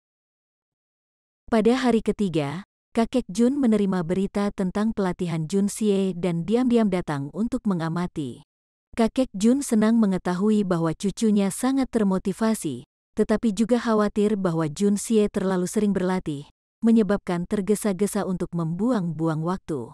Tapi setelah melihat Jun Xie berlatih, kakek Jun tidak pernah muncul lagi. Dia pergi begitu saja dengan tenang dan tenang. Pengurus rumah tangga, Pang Tua dapat dengan jelas merasakan bahwa kakek Jun sangat bahagia, sangat tersentuh. Ketika tidak ada orang di sekitar, kakek Jun menyenandungkan 2 lagu kecil untuk dirinya sendiri di ruang kerjanya. Dia bahkan mabuk untuk pertama kalinya. Menjadi mabuk-mabuk, wajahnya malah dipenuhi dengan kegembiraan. Setelah itu, dia berjalan pergi, terhuyung-huyung menuju ruangan dengan tugu peringatan mendiang istrinya. Di sana, dia bergumam sepanjang malam. Pada hari kedua, dia keluar dengan seringai, beberapa air mata tersisa di sudut matanya. Sehari sebelum festival musim gugur, kota Tianxiang sudah mulai semarak. Semua orang berdandan, dan setiap sudut didekorasi dengan warna-warni yang beraneka ragam. Setiap orang yang jauh dari rumah telah kembali untuk merayakan reuni tahunan, akan sulit untuk tidak semarak. Di sore hari, di dalam lantai tertinggi dari Drunken Immortal Establishment, sekelompok pengawal duduk bersama di 2 meja. Ada meja lain di antara 2 meja, di mana hanya 2 orang yang duduk. Keduanya secara alami adalah Jun Xie dan Tang Yuan. Tang Yuan yang duduk di seberang Jun Xie terus-menerus menghela nafas, alisnya dirajut menjadi cemberut. Selama beberapa hari terakhir, Fatih Tang dapat dianggap sangat menderita. Kakek Tang Wanli hampir merobek lemak dari tubuh cucunya ini. Pertama, dia dihukum, tidak lagi bisa mengambil satu langkah pun dari kediamannya. Setelah itu, setiap kali kakek Tang mengingat insiden inti Suan dicuri, dia akan meminta seseorang memanggil Tang Yuan. Maka dimulailah putaran kaki melompat mengutuk dari kakek Tang ke gendut. Selanjutnya, dia akan menamparkan Tang Yuan beberapa kali untuk melampiaskan amarahnya sebelum menyuruhnya nyah. Situasi ini akan terjadi lebih dari 3 kali sehari. Sederhananya, kapanpun kakek Tang mengingat kejadian itu adalah kapanpun Tang Yuan harus pergi. Dalam hal ini, Tang Yuan awalnya kehilangan banyak muka. Dia hampir kehilangan tunangannya, menyebabkan calon ayah mertuanya memarahi. Tunangannya di sisi lain menangis. Mengancam akan bunuh diri, dia bersikeras memutuskan pertunangan mereka. Tidak ada yang membantu, jika itu hampir terjadi hari ini, lalu siapa yang mengatakan itu tidak akan berhasil terjadi besok? Ketika itu terjadi, apa yang bisa dia lakukan? Setiap kali ayahnya melihatnya, hal pertama yang akan dia lakukan adalah menamparkan wajahnya. Setelah itu, dia akan pergi mencari tongkat pemukulan. Meskipun ibunya ingin menahan ayahnya, dia terlalu takut untuk melakukannya. Dahi rajutannya tidak memiliki kesempatan untuk menjadi halus sama sekali. Setiap kali adik laki-lakinya bertemu dengannya, mereka akan bertanya kepadanya, "Kakak, kapan kamu akan pergi ke Aula Seribu Emas lagi? Tolong izinkan kami menikmati kemuliaanmu juga." Setelah mengatakan itu, mereka akan tertawa terbahak-bahak. Namun, hal yang paling menyakitkan adalah setiap kali kakek Tang memarahinya, dia akan dipaksa berlutut di atas sempoa. Untuk masalah ini, sempoa besi khusus dibuat. Mengapa? Jangan mengajukan pertanyaan konyol. Mempertimbangkan seberapa berat Fatih Tang, sempoa normal akan rusak setiap kali dia berlutut di atasnya. Sempoa tidak tumbuh di pohon. Anda tahu, setelah beberapa hari ini, bahkan sempoa besi yang dibuat khusus menjadi bengkok. Mohon subscribe untuk mendukung channel ini agar Mimin semakin semangat. Chapter 46. Mengalahkan semak-semak. Untungnya, Fatih Tang memiliki saraf baja, hati yang besar, tubuh yang gemuk dan yang paling penting, sikap optimis terhadap kehidupan. Bahkan setelah mengalami sesi demi sesi omelan dan pemukulan, menjadi bahan gosip hingga ingin bunuh diri, selama dia kembali ke kamarnya sendiri dan tidur siang, dia akan membersihkannya dari sistemnya, mengingat hal itu. Untuk semua menjadi sesuatu dari masa lalu. Jika ini adalah orang yang rentan depresi, maka talinya sudah akan tergantung kencang dari langit-langit dan orang itu sudah bereinkarnasi beberapa kali. Meskipun, apa yang disebut sikap optimis terhadap kehidupan, hati yang besar, saraf baja hanyalah cara yang lebih baik untuk mengungkapkannya. Cara yang lebih kasar untuk mengatakannya, dia hanyalah orang yang berwajah tebal dan tidak tahu malu. Akhirnya, si gendut ini bisa menggunakan festival musim gugur yang akan datang sebagai alasan untuk kabur dari rumahnya. Hal pertama yang dia lakukan setelah melarikan diri adalah datang mengeluh kepada Jun Xie. Secara kebetulan, Jun Xie sibuk merenungkan apa yang telah dia peroleh. Agar Fatih Tang datang, mereka berdua cocok, menuju ke Drunken Immortal Establishment untuk minum-minum. Fatih Tang minum secangkir anggur, lalu menghela nafas 3 kali. Kemudian, dia mengulurkan jari telunjuknya yang seperti lobak ke langit dan mengeluarkan seteguk kutukan saat dia melampiaskan amarahnya. Minum secangkir lagi, dia mengulangi, lagi dan lagi. Intensitas kekerasan seperti itu, kebencian yang begitu mendalam, kebencian yang dia keluarkan sama saja dengan wanita tua yang menjanda seumur hidup. Semua tamu di lantai atas mengerutkan kening. Bahkan pengawal di samping memiringkan kepala mereka, bertindak seolah-olah mereka tidak mengenalnya. Harus menemani tuan muda semacam ini keluar, ini hanya memalukan. Tuan muda Jun sendiri memutar matanya. Meskipun dia memiliki temperamen yang tenang, yang dikutuk oleh si gendut termasuk dirinya sendiri, namun, dia harus duduk di sini dan berpura-pura tidak tahu apa-apa, tidak dapat melakukan hal lain, bagaimana mungkin dia tidak memutar matanya? Kataku, Fatih, apa sebenarnya yang dicuri dari rumahmu? Dengan Anda mengutuk dengan kepahitan seperti itu, saya tidak lagi berminat untuk minum lagi. Jun Xie melihat cangkir anggur di depannya. Dia benar-benar tidak bisa menerimanya. Dikutuk adalah satu hal. Lagi pula dengan temperamennya yang tenang, sesuatu seperti itu bisa disingkirkan dengan mudah. Anggur di sisi lain dibuat sedemikian rupa sehingga aromanya akan menyerang hidung seseorang, namun terasa seperti air. Meminumnya tidak membuat orang merasa mabuk sedikit pun dan rasanya seperti air beras. Jika Jun Xie memberikan penilaiannya pada anggur ini. Anggur ini seperti seorang wanita yang tubuhnya bahkan lebih gemuk dari Tang Yuan, yang mengoleskan sebotol penuh parfum yang lebih rendah dan kadaluarsa di seluruh tubuhnya. Setelah meminum anggur ini, Jun Xie tidak bisa tidak mengingat anggur lagu lama dari malam hujan lebat. Jun Xie sekarang merasakan kerinduan akan anggur yang pernah dia anggap sampah. Inilah yang disebut orang mati harus dibandingkan dengan orang mati lainnya, yang hidup harus dibandingkan dengan orang lain yang hidup. Anggur itu adalah sesuatu yang sulit untuk ditelan Jun Xie dan tidak bisa menahan lilin untuk anggur kelas atas dari kehidupan masa lalunya. Tapi sekarang, dia akhirnya mengerti. Kata-kata pria itu saat itu tentang bagaimana anggur ini adalah anggur langka di ibu kota ini dan dijual dalam jumlah terbatas sebenarnya. Benar, Jun Xie tiba-tiba teringat bahwa dia telah menyeduh anggur. Setelah mengesampingkannya agar fermentasi berlangsung, dia benar-benar melupakannya. Menghitung hari, aku seharusnya bisa mengalahkannya dalam beberapa hari.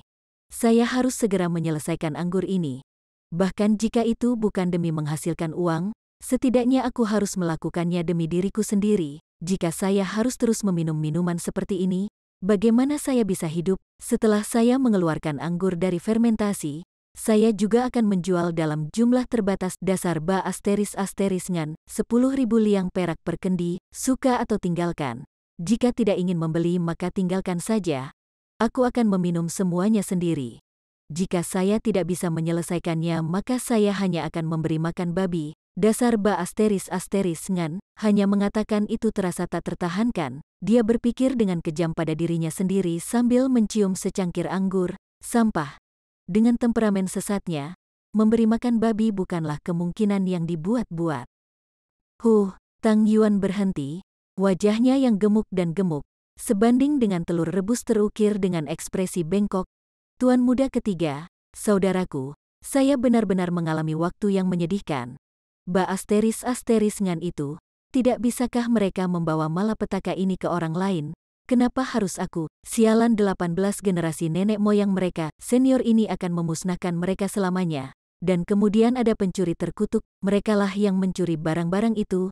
Mengapa kakek saya memilih saya? Aku mengutuk mereka, senior ini mengutuk mereka untuk menjadi lumpuh selamanya. Semakin dia berkata, semakin dia menjadi gelisah.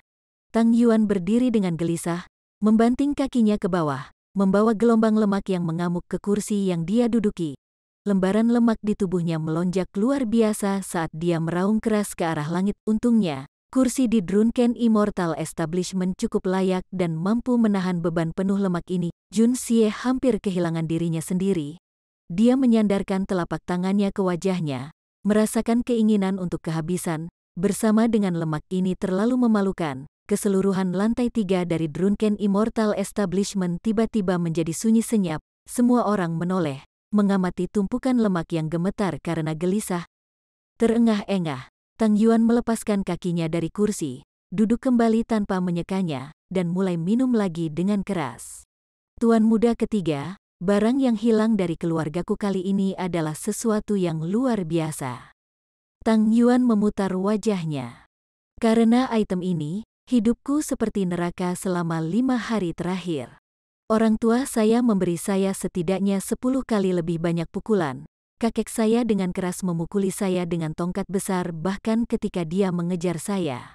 Lihat aku, menurutmu aku bisa lari cepat? Saudara, lihat aku. Saya sekarang langsing seperti kuda. Tang Yuan dengan sedih mengukur tubuhnya saat dia duduk di kursi, lemak perutnya yang lembut jatuh, menutupi lututnya. Kamu memang kehilangan banyak berat badan, Jun Xie berbicara bertentangan dengan hati nuraninya, dan kemudian menambahkan, "Melihat Anda kehilangan begitu banyak berat badan, wajah Anda tidak memiliki kerutan sama sekali." Tang Yuan mengeluarkan "P." Dia awalnya ingin memicu keingintahuan Jun Xie, tetapi sebaliknya Jun Xie memilih untuk tidak terus menanyakannya sama sekali. Meskipun demikian, masalah ini telah membawa begitu banyak kesengsaraan bagi Tang Yuan. Wajar jika dia memiliki keinginan untuk membicarakannya. Kalau tidak, mengapa dia menyeret Jun Xie ke sini? Tuan muda ketiga, item itu adalah Suan Kor, Suan Kor. Tang Yuan mendekati Jun Xie dan berbisik ke telinganya. Selain itu adalah Suan Kor dari puncak Suan Bis tingkat ke-9. Itu hanyalah harta yang menentang surgawi. Jadi, itu hanya Suan Kor. Dan di sini saya pikir itu adalah sesuatu yang luar biasa. Sebuah Suan Kor dari puncak Suan Bis berlevel ke-9, jantung Jun Xie melonjak, tetapi dia memalingkan wajahnya dengan acuh. Apa yang luar biasa dari mainan itu? Aku juga punya satu. Kamu pikir ini sama dengan omong kosong tingkat ke-5 dan ke-6 itu? Kamu berani mengambil mainan kecilmu dan membandingkannya dengan milik keluargaku? Tang Yuan mendengus. Biarkan saya memberitahu Anda, benda di rumah saya adalah Suan Kor tingkat 9 tingkat puncak. Jika informasi ini dibocorkan, saya khawatir seluruh dunia akan berguncang sebagai akibatnya. Jika seorang ahli peringkat Earth Suan menggunakan Suan Kor tingkat ke-9, orang itu akan didorong dari tahap pemula Earth Suan hingga tahap puncak Sky Suan. Jika seorang ahli peringkat Sky Suan dari tahap tengah akan menggunakannya, maka orang itu akan dapat menagih sampai ke ranah Suan Divine tertinggi. Tuan muda ketiga, Suan Surgawi tertinggi. Jumlah ahli seperti itu dapat dengan mudah dihitung. Tang Yuan menggerakkan tangannya yang pendek dan gemuk dalam postur memeluk yang berlebihan, menandakan dunia ini memiliki efek yang begitu kuat. Jantung Jun Xie agak berdebar, tapi dia menatap Tang Yuan dengan wajah penuh kecurigaan. Kamu berani membual begitu banyak di depanku? Jika itu benar-benar memiliki efek yang kuat, bukankah kamar dagang di seluruh dunia akan menjualnya seperti orang gila? Asteris ngan mana yang membual akan membuat seluruh keluarganya mati? Tang Yuan merasa terhina. Mengangkat jari-jarinya, dia bersumpah, wajahnya yang gemuk menjadi merah. Menjualnya seperti orang gila? Apakah Anda berpikir bahwa ini adalah sesuatu yang dapat ditemukan di mana-mana? Jika ini bukan barang yang sangat langka, apakah kakek saya akan menjadi sangat marah? Aku benar-benar asteris ngan. Untuk berpikir saya akan mengeluh tentang ini kepada Anda. Saya benar-benar menemukan asteris ngan yang salah untuk mengeluh. Fatih Tang menjadi gelisah dan mulai mengucapkan slogannya, asteris ngan, dengan seenaknya. Oh, aku benar-benar bersimpati pada ibumu. Jun Xie mengucapkan, oh, yang panjang. Dalam benaknya, dia sedang mempertimbangkan apa yang harus dilakukan.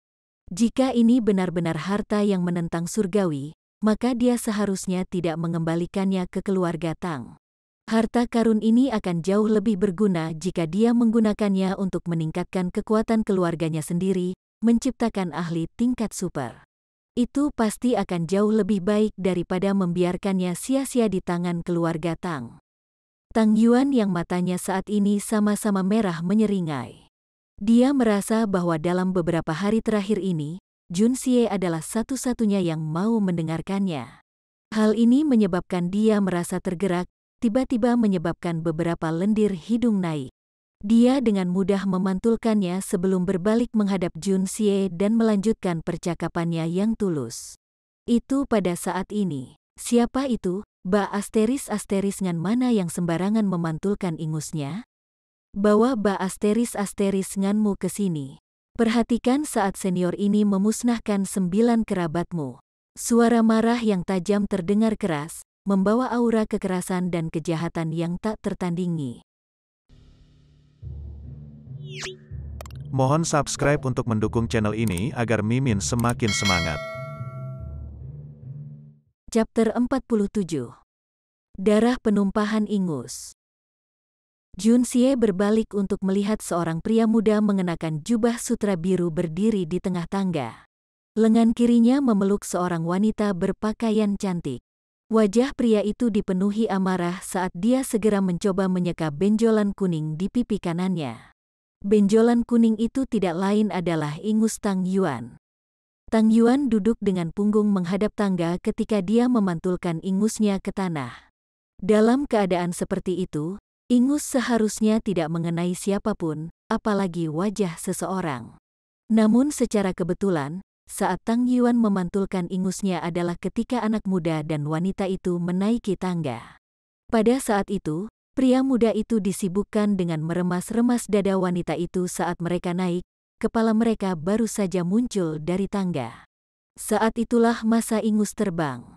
Jika bukan karena fakta bahwa wajah mereka menghadap ke samping, itu mungkin langsung masuk ke mulutnya. Junxie tercengang saat dia menatap dengan mata melotot.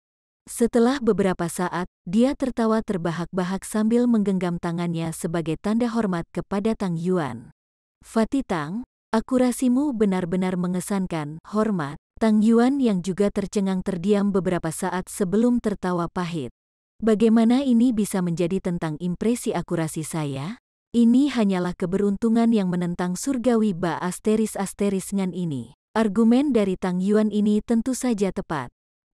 Di antara semua tuan muda yang terkenal jahat di kota Tianxiang, Tang Yuan dan Junxie tahu sebagian besar dari mereka.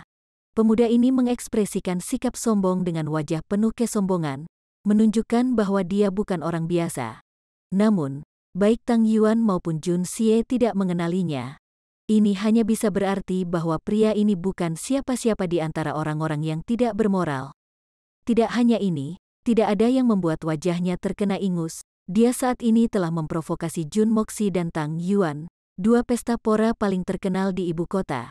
Dengan demikian, keberuntungannya benar-benar dapat dianggap sebagai penentang surgawi. Saat mereka berdua berbicara, pemuda itu tiba-tiba mengalihkan perhatiannya ke arah mereka. Melepaskan wanita itu dari tangan kirinya, dia berjalan dengan agresif dan meraung ke arah Tang Yuan dengan ekspresi bengkok. "Kamu Ba *** ngan sialan? Apakah kamu mencari kematian? Dan kamu, anak bunga, apa yang kamu tertawakan?" Ba *** ngan, wajah Junxie tiba-tiba menjadi gelap dan menyeramkan. Dia awalnya berpikir untuk menasihati Tang Yuan untuk tidak memukulinya sampai mati. Bagaimanapun, yang salah masih Tang Yuan. Tapi setelah mendengarkan kata-kata itu, dia perlahan duduk. Orang ini memang pantas mati, Tang Yuan bukan pria yang berbudi luhur. Selain itu, ini merupakan momen paling menyedihkan dalam hidupnya dan dia sangat membutuhkan karung tinju untuk menghilangkan stresnya. Begitu dia mendengar kata-kata itu, dia menjadi marah. Tubuh bulat gemuknya meledak seperti bola voli yang ditendang dengan kekuatan penuh saat dia menamparkan wajah anak muda itu. Sebuah telapak tangan sebesar beruang jatuh di pipi anak muda itu. Anak muda itu tidak pernah menyangka bahwa Tang Yuan, yang salah, akan benar-benar menyerangnya tanpa mengucapkan sepatah kata pun. Jenis pengganggu ini memang sangat langka di dunia ini. Tubuhnya lemah dan tidak bisa menghindar. Yang bisa dia lakukan hanyalah mengambilnya langsung. Tubuhnya berputar 2 kali sebelum jatuh dengan pan asterisnya di lantai. Di depannya, bintang-bintang berkelebat dan otaknya terasa tergeser. Kemudian, mulutnya dipaksa terbuka saat dia memuntahkan darah dan 4 gigi putih. Dengan wajah ganas, Tang Yuan bergegas maju, tubuhnya yang hampir 400 jin 241,9 kg menghantam Ba *** ngan malang itu, mendaratkan satu pukulan demi satu di wajah pria itu. Dia mengutuk, "Persetan dengan nenekmu, Anda berani bermain korban ketika saya dalam suasana hati yang buruk? Saya memantulkan ingus saya di wajah Anda adalah cara untuk menunjukkan rasa hormat, tetapi Anda berani mengutuk saya? Jika aku tidak memukulmu sampai mati hari ini, maka aku akan mengecewakan ibumu, brengsek." Setiap kata disertai dengan pukulan, setiap pukulan mengikuti ritme tertentu. Suara yang dihasilkan mirip dengan suara babi yang disembelih dengan menyedihkan. Sebuah suara retak terdengar saat kaki Ba *** ngan malang itu tiba-tiba patah dari beratnya tubuh Tang Yuan. Anak muda itu berteriak sedih sekali lagi, tubuhnya mengejang, kepalanya miring ke samping sebelum pingsan. Pada saat inilah wanita yang datang bersama dengan anak muda itu pulih dari keterkejutan. Tangisan melengking-melengking meledak, langsung meningkat intensitasnya. "Berhenti menangis!" Tang Yuan berteriak dengan ganas, matanya menatapnya dengan kejam. Wanita itu berhenti kaget. Dia mencengkeram lehernya dengan wajah penuh ketakutan sebelum berlari menuruni tangga. Sebuah ledakan besar terdengar diikuti oleh tangisan celaka dan suara jatuh. Rupanya, wanita itu kehilangan keseimbangan saat berlari menuruni tangga dan akhirnya terjatuh. "Itu cukup, karena Anda sudah melampiaskan kemarahan Anda, biarkan saja dia. Jika kamu terus memukulinya, dia akan benar-benar mati." Jun Xie mengerutkan kening saat dia mulai merasa lelah karena jalan-jalan hari ini. "Jadi bagaimana jika aku benar-benar membunuhnya? Masalah. Siapa yang berani memberikan masalah senior ini?" Tang Yuan memberi pria itu 2 pukulan lagi sebelum berdiri. Dia terengah-engah saat melakukannya. Meninju orang adalah sesuatu yang membutuhkan usaha. Tang Yuan jelas sangat lelah saat matanya menyipit. "Di seluruh ibu kota ini, benar-benar tidak banyak orang yang Tang Yuan tidak bisa bunuh. Ngan ini sepertinya memiliki latar belakang." Jun Xie menunjuk ke arah luar dengan dagunya. Di luar, langkah kaki yang mendesak bisa terdengar karena tidak sedikit orang yang bergegas ke arah mereka. Tang Yuan mengabaikannya dengan bibir melengkung. "Dia adalah seseorang yang tidak kamu atau aku kenali. Latar belakang seperti apa yang bisa dia miliki? Hanya sekelompok barang yang rusak. Bahkan jika leluhurnya datang, tuan muda ini akan menggunakan 1 jariku untuk mendorongnya pulang. 2 orang jahat ada di atas. Qin, tuan muda Qin juga ada di atas sana." Suara panik wanita itu terdengar dari bawah. Setelah itu, suara pedang yang ditarik keluar dari sarungnya terdengar. Suara besi terdengar saat suara langkah kaki di tangga datang. Dalam sekejap, kira-kira 6 prajurit dengan ekspresi dingin di wajah mereka berdiri di depan mereka berdua. Melihat pemuda berlumuran darah tergeletak di lantai, wajah mereka menjadi marah. Salah satu dari mereka memiliki kemiripan dengan anak muda itu, wajahnya persegi, berjanggut, dia meraung dengan marah saat matanya tampak mengeluarkan gelombang api. "Apa yang kamu lakukan hanya berdiri di sana? Bantu tuan muda bangkit dan tangani 2 binatang pemberani ini." 4 prajurit mengakui perintah itu. Mereka melangkah maju, siap beraksi. Di samping mereka berdiri beberapa pria yang mengenakan seragam perwira. Mereka tertawa ketika mereka bertanya, "Pemimpin klan Qin, apakah Anda ingin membiarkan kami menangani masalah ini? Kami pasti akan..." "Omong kosong apa? Putraku telah dipukuli sampai keadaan yang menyedihkan. Namun kamu ingin aku menyerahkan ini kepadamu? Hari ini, aku akan membawa 2 ngan ini bersamaku. Tidak satu pun dari mereka akan lolos. Saya ingin tahu, ngan mana yang berani menyentuh saya, Putra Qin Hu, terutama di Drunken Immortal Establishment yang terletak di wilayah utara kota ini." Pria itu sangat marah. Kedua petugas itu awalnya ingin mengambil hati dia, tetapi malah memprovokasi dia. Mereka merasa malu dan terdiam. Orang yang dengan marah berteriak-teriak tentang balas dendam adalah pemimpin klan dari klan Kota Utara, salah satu dari 6 klan besar di kota Tianxiang. Adapun anak muda yang tergeletak di tanah, dia tidak lain adalah satu-satunya putra Qin Hu, Qin Xiaobao, seorang debauci dengan latar belakang yang cukup besar. "Putramu tak tersentuh." Jun Xie menatapnya dengan mata dingin saat dia melihat Qin Hu mengekspresikan dirinya dengan cara yang begitu mendominasi. "Lalu bagaimana jika anakmu mencoba untuk menyentuh kami? Apakah Anda mengatakan bahwa orang biasa seperti kami hanya dapat diganggu oleh putra Anda yang berharga?" Qin Xiaobao tentu saja bisa dianggap sebagai orang yang tidak bermoral dengan latar belakang yang cukup besar, tapi itu akan tergantung pada siapa yang dibandingkan dengan dia. Dan hari ini akan menjadi hari malapetaka baginya, karena 2 orang yang dia tabrak kebetulan adalah 2 orang debauci dengan dukungan terbesar di kota. Selain itu, salah satu dari mereka kebetulan sangat membutuhkan melampiaskan amarahnya. Situasi Qin Xiaobao saat ini sama saja dengan kelinci kecil yang pamer di depan harimau dan serigala. Ini benar-benar kasus surga yang mempermainkan kehendak manusia. "Hahaha, siapa yang berani menyentuh anakku? Qin Hu, siapapun yang berani, aku akan menghancurkan seluruh klannya. Ketika dia mendengar Jun Xie mengaku sebagai orang biasa, hati Qin Hu menjadi tegang saat dia menatapnya dengan kejam. Bocah bunga kecil, bagi kalian berdua untuk memukuli putraku sampai dia dalam keadaan yang menyedihkan, sepertinya kamu memiliki keinginan mati. Mohon subscribe untuk mendukung channel ini agar Mimin semakin semangat. Chapter 48. Pukul. Kemarahan Tang Yuan naik ke langit dan hendak melompat dan meneriakkan namanya, namun Jun Xie menahannya dengan tangan. Jika mereka berdua secara pribadi melangkah maju, maka reputasi kedua tuan muda ini akan menderita. Bagaimanapun, Tang Yuan adalah orang yang bersalah sejak awal. Jika Qin Xiaobao tidak mengutuk dengan cara yang kejam, maka semua masalah ini akan berakhir hanya dengan beberapa kata. Namun, setelah mendengarkan kata-kata Qin Hu, niat membunuh Jun Xie menyala. Perilaku Jun Xie tidak pernah tentang mempertimbangkan benar atau salah. Dia akan bertindak atas kemauannya sendiri, memutuskan apakah seseorang adalah sekutu atau musuh dalam sekejap. Setelah mendengar kata-kata Qin Hu, Jun Xie telah memutuskan untuk tidak menunjukkan belas kasihan kepada klan Kota Utara. Seperti ayah seperti anak. Siapa yang tahu berapa banyak orang yang akan menderita di bawah orang-orang ini?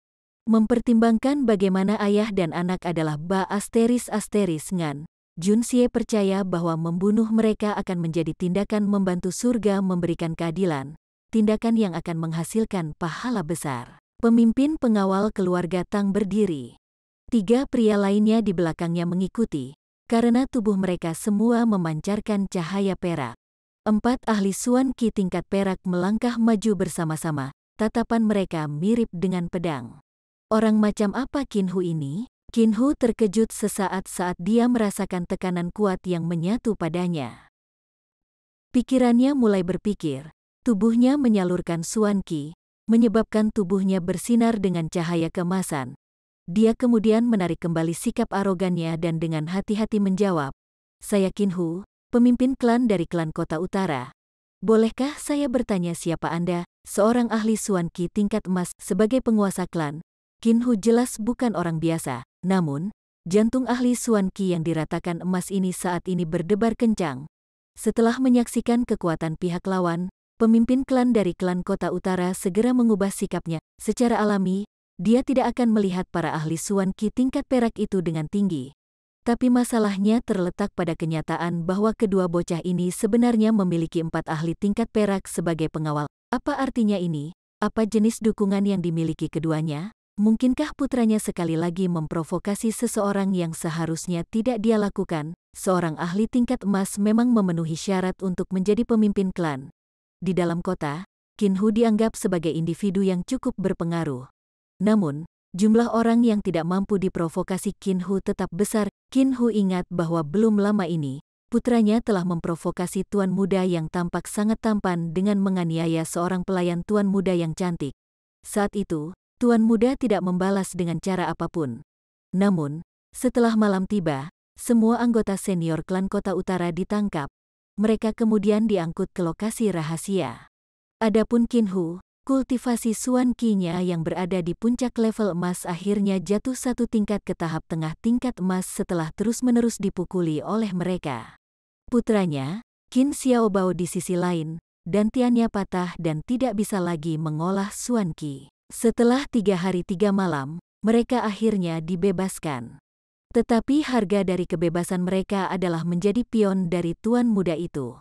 Meskipun dia masih tidak tahu identitas orang itu, Qin Hu tahu bahwa dia pasti seorang tuan muda dari salah satu keluarga besar dengan otoritas yang mengguncang langit. Di hadapan para bangsawan berpengaruh dari istana kerajaan, bahkan rata-rata ahli peringkat bumi Suan tidak mampu memprovokasi mereka, apalagi ahli Suan Qi tingkat emas belaka. Saat ini, yang berdiri di depannya memiliki postur yang menunjukkan bahwa dia bahkan lebih kuat daripada tuan muda yang misterius. Selain itu, si Flower Boy tampak lebih tampan dibandingkan dengan tuan muda yang misterius. Mungkinkah keduanya adalah eksistensi semacam itu? Pemimpin klan dari klan Kota Utara? Qin Hu, saya belum pernah mendengar tentang Anda sebelumnya. Dari mana asalmu, sampah? Untuk berpikir bahwa Anda akan berani bertindak lancang di sini.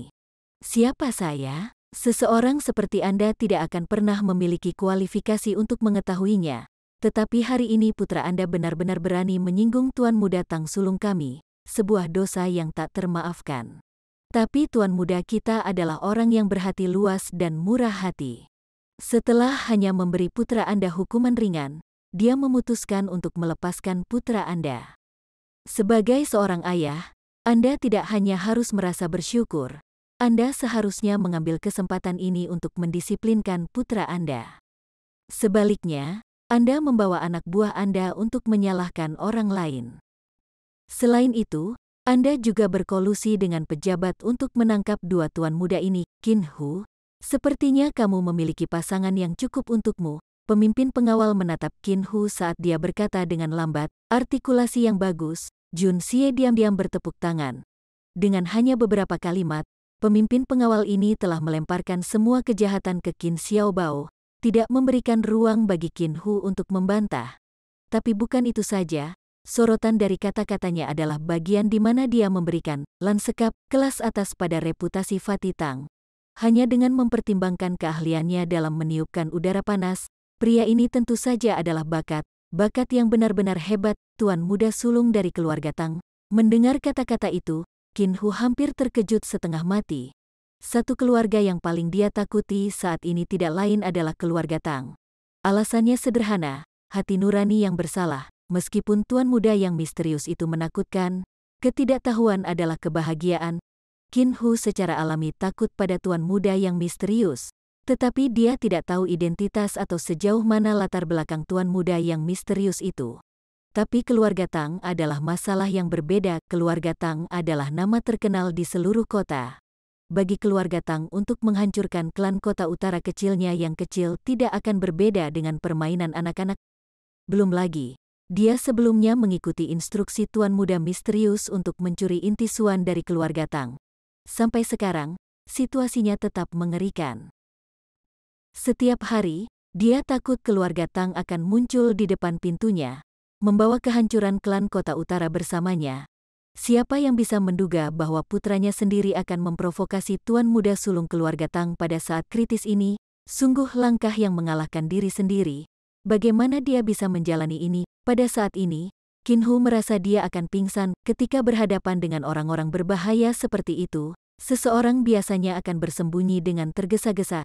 Namun putranya benar-benar akhirnya menyinggung mereka. Bahkan jika Anda ingin bunuh diri, apakah Anda harus bunuh diri dengan cara seperti itu? Orang normal akan berbalik setelah menabrak dinding bata.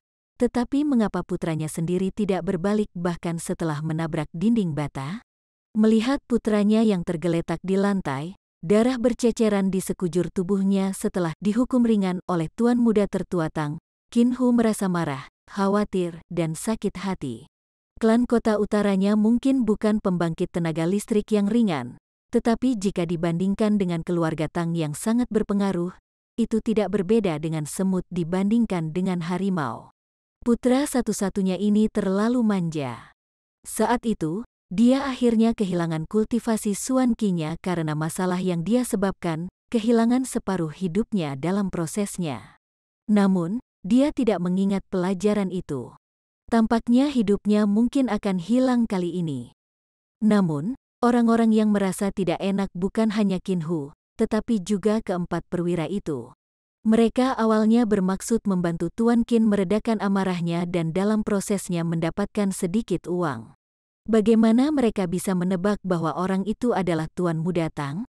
Ini bukan lagi masalah uang, tapi masalah hidup dan mati. Adapun kalian *** ngan pemerintah, kalian semua akan tinggal di sini untuk saat ini dan menunggu atasanmu datang.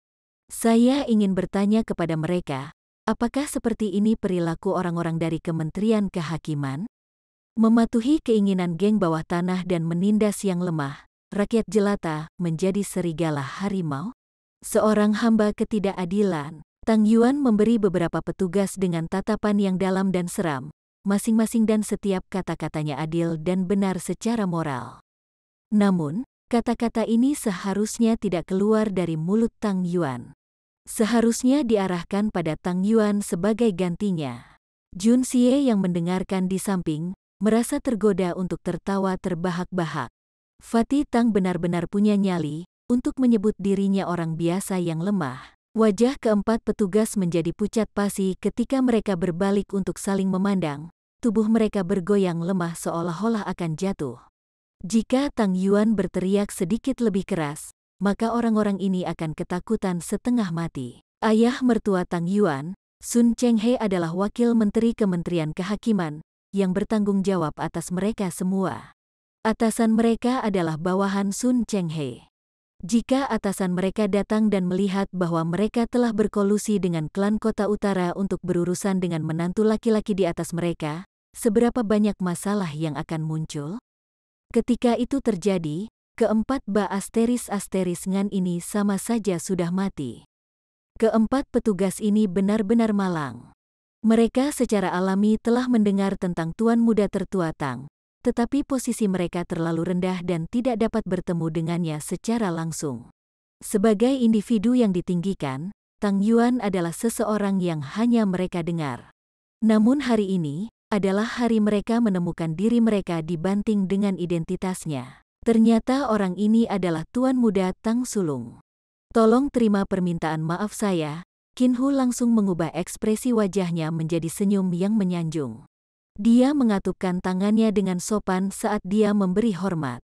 Yang rendahan ini memiliki mata tetapi gagal melihat. Saya telah menyinggung Tuan Muda Tang. Saya bahkan telah menyusahkan Tuan Muda Tang untuk membantu mendisiplinkan putra saya. Yang rendahan ini sangat berterima kasih dan berharap Tuan Muda Tang senior yang sangat murah hati dapat menunjukkan keringanan hukuman. Tang Yuan mengangkat hidungnya tinggi-tinggi dan mendengus, mengabaikan Qin Hu. Dia berbalik menghadap keempat pengawal itu dan berkata, "Bocah ini bersikap kasar padaku tanpa alasan. Pasti ada cerita di baliknya. Saya sekarang curiga bahwa ada hubungan antara klan Kota Utara dan kasus perampokan kediaman Tang saya. Kumpulkan bocah ini dan interogasi dia dengan benar." Keempat pengawal itu secara bersamaan mengakui perintah itu, tetapi wajah mereka menunjukkan ekspresi sedih. Mereka berpikir dalam hati, masalah ini awalnya adalah kesalahanmu. Anda memantulkan ingus Anda ke wajah orang lain, dan kemudian Anda memukuli orang itu sampai mati. Sekarang ayahnya sudah meminta maaf kepada Anda dengan cara yang begitu rendah hati, tetapi Anda malah memutuskan untuk menuduh orang lain sebagai pencuri. Ini terlalu banyak. Kata-kata ini hanyalah hasil dari emosi Tang Yuan yang kesal. Cara baginya untuk melampiaskan amarahnya. Dia hanya menuduh Qin Xiaobao dari apapun yang bisa dia pikirkan. Setelah semua Qin Xiaobao telah menyinggung perasaannya selama waktu yang paling buruk. Bagaimana Tang Yuan membiarkannya lolos? Bagaimana mungkin Tang Yuan tahu bahwa tuduhannya yang tidak masuk akal ini seperti kucing yang menabrak tikus mati, tanpa kelicikan atau keterampilan apapun? Dia sebenarnya telah menangkap pencuri itu? Mohon subscribe untuk mendukung channel ini agar Mimin semakin semangat. Chapter 49. Pemerasan. Mendengar kata-kata Tang Yuan, Qin Hu merasa seolah-olah jiwanya tiba-tiba hancur, keringat dingin keluar dari tubuhnya. Ya dewa, situasi ini mirip dengan menabrak hantu di tengah malam. Siapapun dapat melihat bahwa Tang Yuan menuduh secara membabi buta, namun tuduhannya benar-benar tepat sasaran. Benar-benar Ba-Asteris Ngan yang sangat kacau. Jika putranya entah bagaimana mengeluarkan apapun yang seharusnya tidak, jumlah orang pintar dalam keluarga Tang tidak bisa diremehkan. Jun Xie menyeringai sinis saat dia duduk di samping.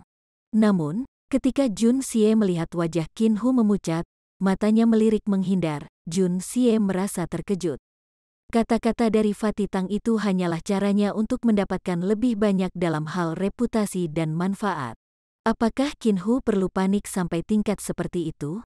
Tidak peduli bagaimana Anda memotongnya, Qin Hu masih seorang pemimpin klan. Meskipun klan Kota Utara saat ini adalah yang terlemah di antara 6 klan besar, tentu saja Qin Hu tidak perlu terlalu takut. Faktanya, tergantung pada bagaimana Qin Hu menghadapi situasi ini, dia benar-benar dapat menggunakan kesempatan ini untuk mengambil hati keluarga Tang, mengubahnya menjadi berkah besar.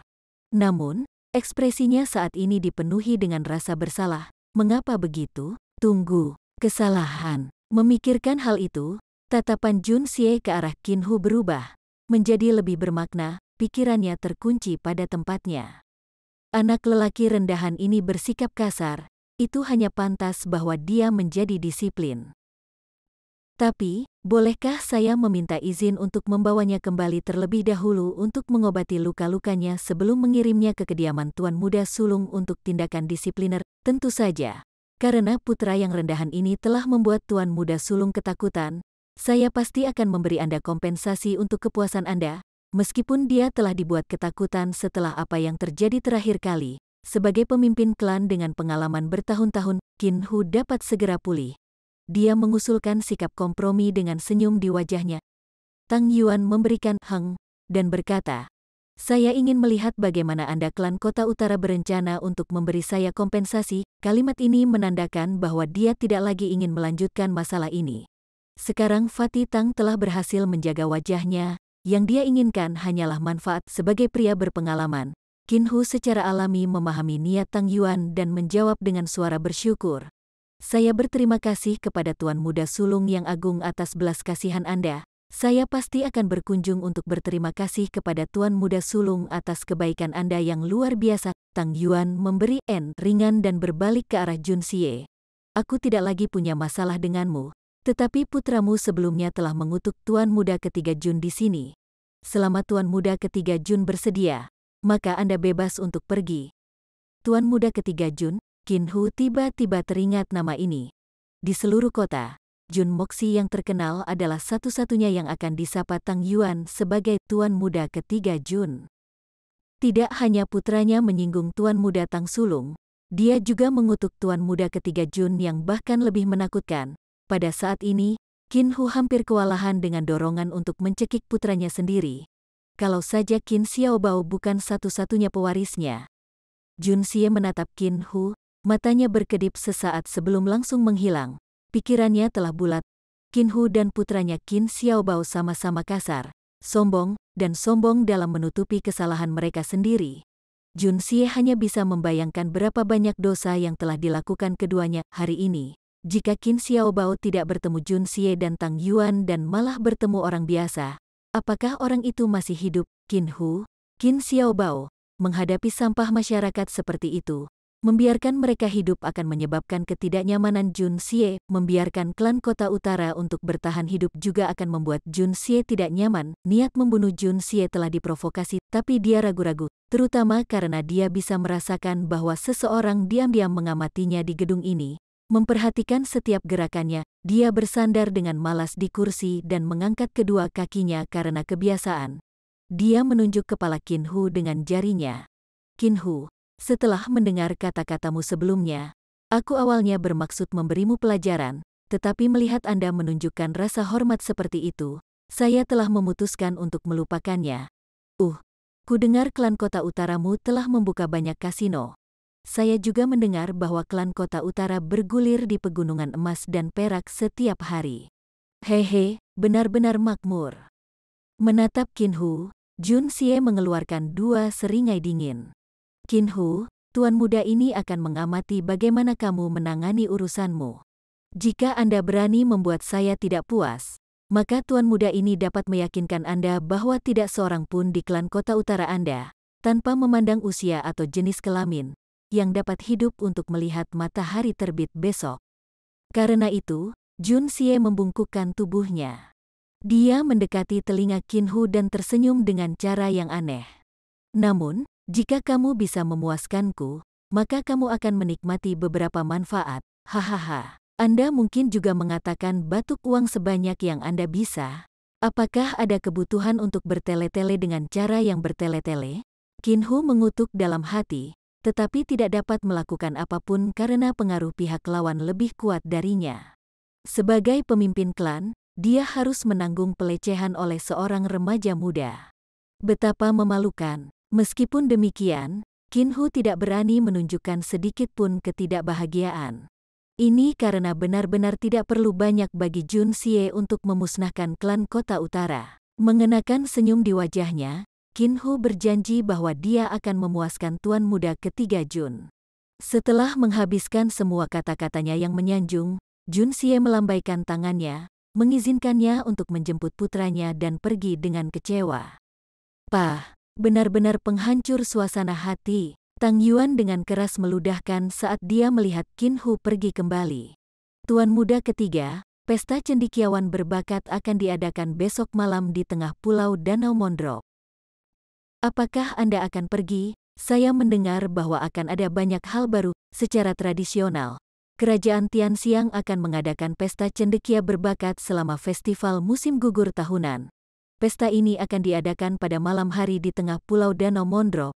Kaisar akan menggunakan kesempatan ini untuk meminta menterinya mengatur agar 10 sarjana berbakat pertama dari Institut Pengetahuan Wensing muncul. 10 orang ini sebenarnya beberapa talenta tampan yang akan lulus dan melayani istana. Menggunakan pesta ini, bakat mereka akan dinilai sebelum ditugaskan ke posisi yang sesuai. Dengan demikian, pesta festival musim gugur cendekiawan berbakat ini tidak berbeda dengan platform bagi mereka untuk terbang ke gerbang naga. 10 tempat saja tentu tidak cukup untuk ribuan sarjana. Situasi ini akan menyebabkan persaingan yang ketat muncul di antara para sarjana Institut Pengetahuan Wensing. Situasi ini juga akan menjadi fokus utama masa. Bahkan keluarga besar akan menugaskan beberapa pria untuk mencoba mendekati pria-pria ini untuk melayani keluarga mereka. Selain itu, para sarjana berbakat ini kebanyakan adalah bujangan dengan masa depan yang sangat menjanjikan. Dengan demikian, beberapa wanita muda dari berbagai keluarga bangsawan akan berkeinginan untuk memilih calon suami mereka dari antara mereka. Secara alami, banyak orang lain akan memilih untuk bergabung juga. Dengan begitu banyak wanita dari keluarga bangsawan di sana, wajar saja jika para debaucis seperti Tang Yuan dan Jun Moxi muncul. Untuk menarik perhatian para wanita cantik, mereka akhirnya akan bersaing dengan para cendekiawan berbakat dalam pertempuran kecerdasan. Namun, masing-masing kompetisi ini akan berakhir dengan pihak debauci kalah total. Begitulah skenario setiap tahun. Saat ini, Tang Yuan bertanya dengan ekspresi kegembiraan di seluruh tubuhnya yang gemuk. Dia jelas merasa bahwa ini adalah masalah penting. Tapi, apakah mereka bisa menang bukanlah sesuatu yang berani mereka nyatakan. Satu-satunya hal yang bisa dikatakan adalah bahwa itu tidak terlihat optimis. Pesta cendekiawan berbakat, Tuan Muda Tertua Tang, lihat saja kami berdua. Apakah kami terlihat seperti sarjana yang berbakat? Jun Xie memutar matanya. Akan lebih akurat untuk menyebut kami rapeset. Dalam hatinya, Jun Xie harus menahan diri untuk tidak mengatakan. Dengan fitur halus saya, mungkin tidak terlalu mengada-ada untuk dicap sebagai sarjana berbakat. Tapi kau saudaraku tersayang, bahkan menyebutmu lobak tidak pantas.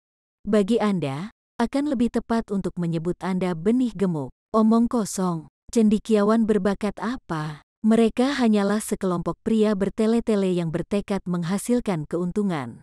Apakah Anda ingat bahwa Zhao Chengsong yang menyebabkan saya kehilangan muka di depan Nona Li di pesta festival musim gugur cendekiawan berbakat tahun lalu? Dia adalah satu-satunya orang yang terus melontarkan berbagai hinaan. Saya segera mengatur agar dia dipekerjakan oleh keluarga Tang kami. Yang perlu saya lakukan hanyalah menjanjikannya posisi tinggi dan gaji besar untuk dia lewati. Apakah Anda tahu di departemen mana dia sekarang? Tang Yuan berkata dengan penuh kemenangan. Mohon subscribe untuk mendukung channel ini agar Mimin semakin semangat. Chapter 50. Aku orang jahat. Departemen yang mana? Jun Xie sangat tertarik dengan masalah seperti ini. Mengakses ingatannya, dia ingat bahwa keadaan keluarga Zhao Chengsong ini hanya rata-rata. Meskipun dia memiliki bakat untuk belajar, dia adalah orang yang haus kekuasaan. Secara lahiriah, ia memberikan penggambaran seorang pria yang agung, tetapi sebenarnya adalah sampah yang patuh. Saat itu, baik dia dan Tang Yuan bersaing satu sama lain demi memenangkan hati wanita muda dari keluarga Grand Preceptor Li. Pada akhirnya, tidak ada wanita bangsawan yang menyukainya. Bagaimana mungkin Tang Yuan tiba-tiba menjadi begitu murah hati untuk menerima orang seperti ini? Tindakan ini sama sekali tidak cocok dengan karakter Tang Yuan. Saya pertama kali menempatkan dia di Kementerian Pendapatan Negara, kemudian paman saya menemukan kesalahannya dan memindahkannya. Setelah dia dipindahkan beberapa kali, satu-satunya tugasnya adalah menggosok punggung saya setiap kali saya mandi, dan mencuci pakaian dalam dan kaus kaki saya setiap hari. Pakaian selir saya yang lebih rendah juga merupakan tanggung jawabnya. Selain itu, dia tidak memiliki tugas lain. Tang Yuan tertawa kejam. Jika dia tetap keras kepala dan diam sampai akhir, maka saya benar-benar tidak akan tertarik atau alasan untuk terus menyiksanya. Tapi pria tak bertulang ini benar-benar mencoba untuk bersikap tinggi dan perkasa di depanku, mengatakan hal-hal seperti cendekiawan dengan reputasi terhormat dan terpuji. Ngan itu. Karena dia ingin merobek rok kediaman Grand Preceptor Li, aku akan membiarkannya mencuci rok setiap hari. Paman Tang Yuan adalah Menteri Luar Kementerian Pendapatan Negara. Sesuatu seperti menurunkan pangkat orang baru secara alami adalah hal yang mudah untuk dia lakukan. Jun Xie meludahkan seteguk teh ke wajah Tang Yuan dan terbatuk. Pamanmu pasti bisa mendengarkanmu, Tuan Muda Tertua Tang. Tidakkah menurutmu tindakanmu ini terlalu merendahkan? Tidak peduli bagaimana Anda memotongnya, dia masih seorang sarjana yang berbakat dan lulusan Institut Pengetahuan Wensing untuk But, seseorang dengan beberapa kemampuan. Tindakan semacam ini terlalu menghina, Tuan Muda Ketiga. Saya tidak setuju dengan kata-kata Anda ini. Jenis kualifikasi apa yang dimiliki orang-orang itu? Mereka tidak lebih dari sekelompok kutu buku. Jadi bagaimana jika mereka berhasil mempelajari cara surgawi membawa perdamaian dan kemakmuran ke negara dari buku-buku mereka? Mereka hanya tahu bagaimana memperdebatkannya di atas kertas, tetapi tidak memiliki keinginan untuk menggunakannya. Menyebabkan pengetahuan itu membusuk di dalam diri mereka. Memiliki banyak pengetahuan tidak sama dengan memiliki banyak kemampuan. Yang paling penting, itu tidak sama dengan memiliki karakter yang hebat.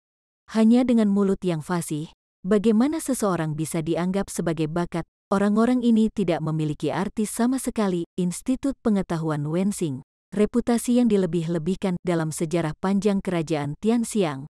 Berapa banyak orang terkenal yang berasal dari Institut Pengetahuan Wensing? Tang Yuan tertawa kecil dan menepuk pundak Jun Xie.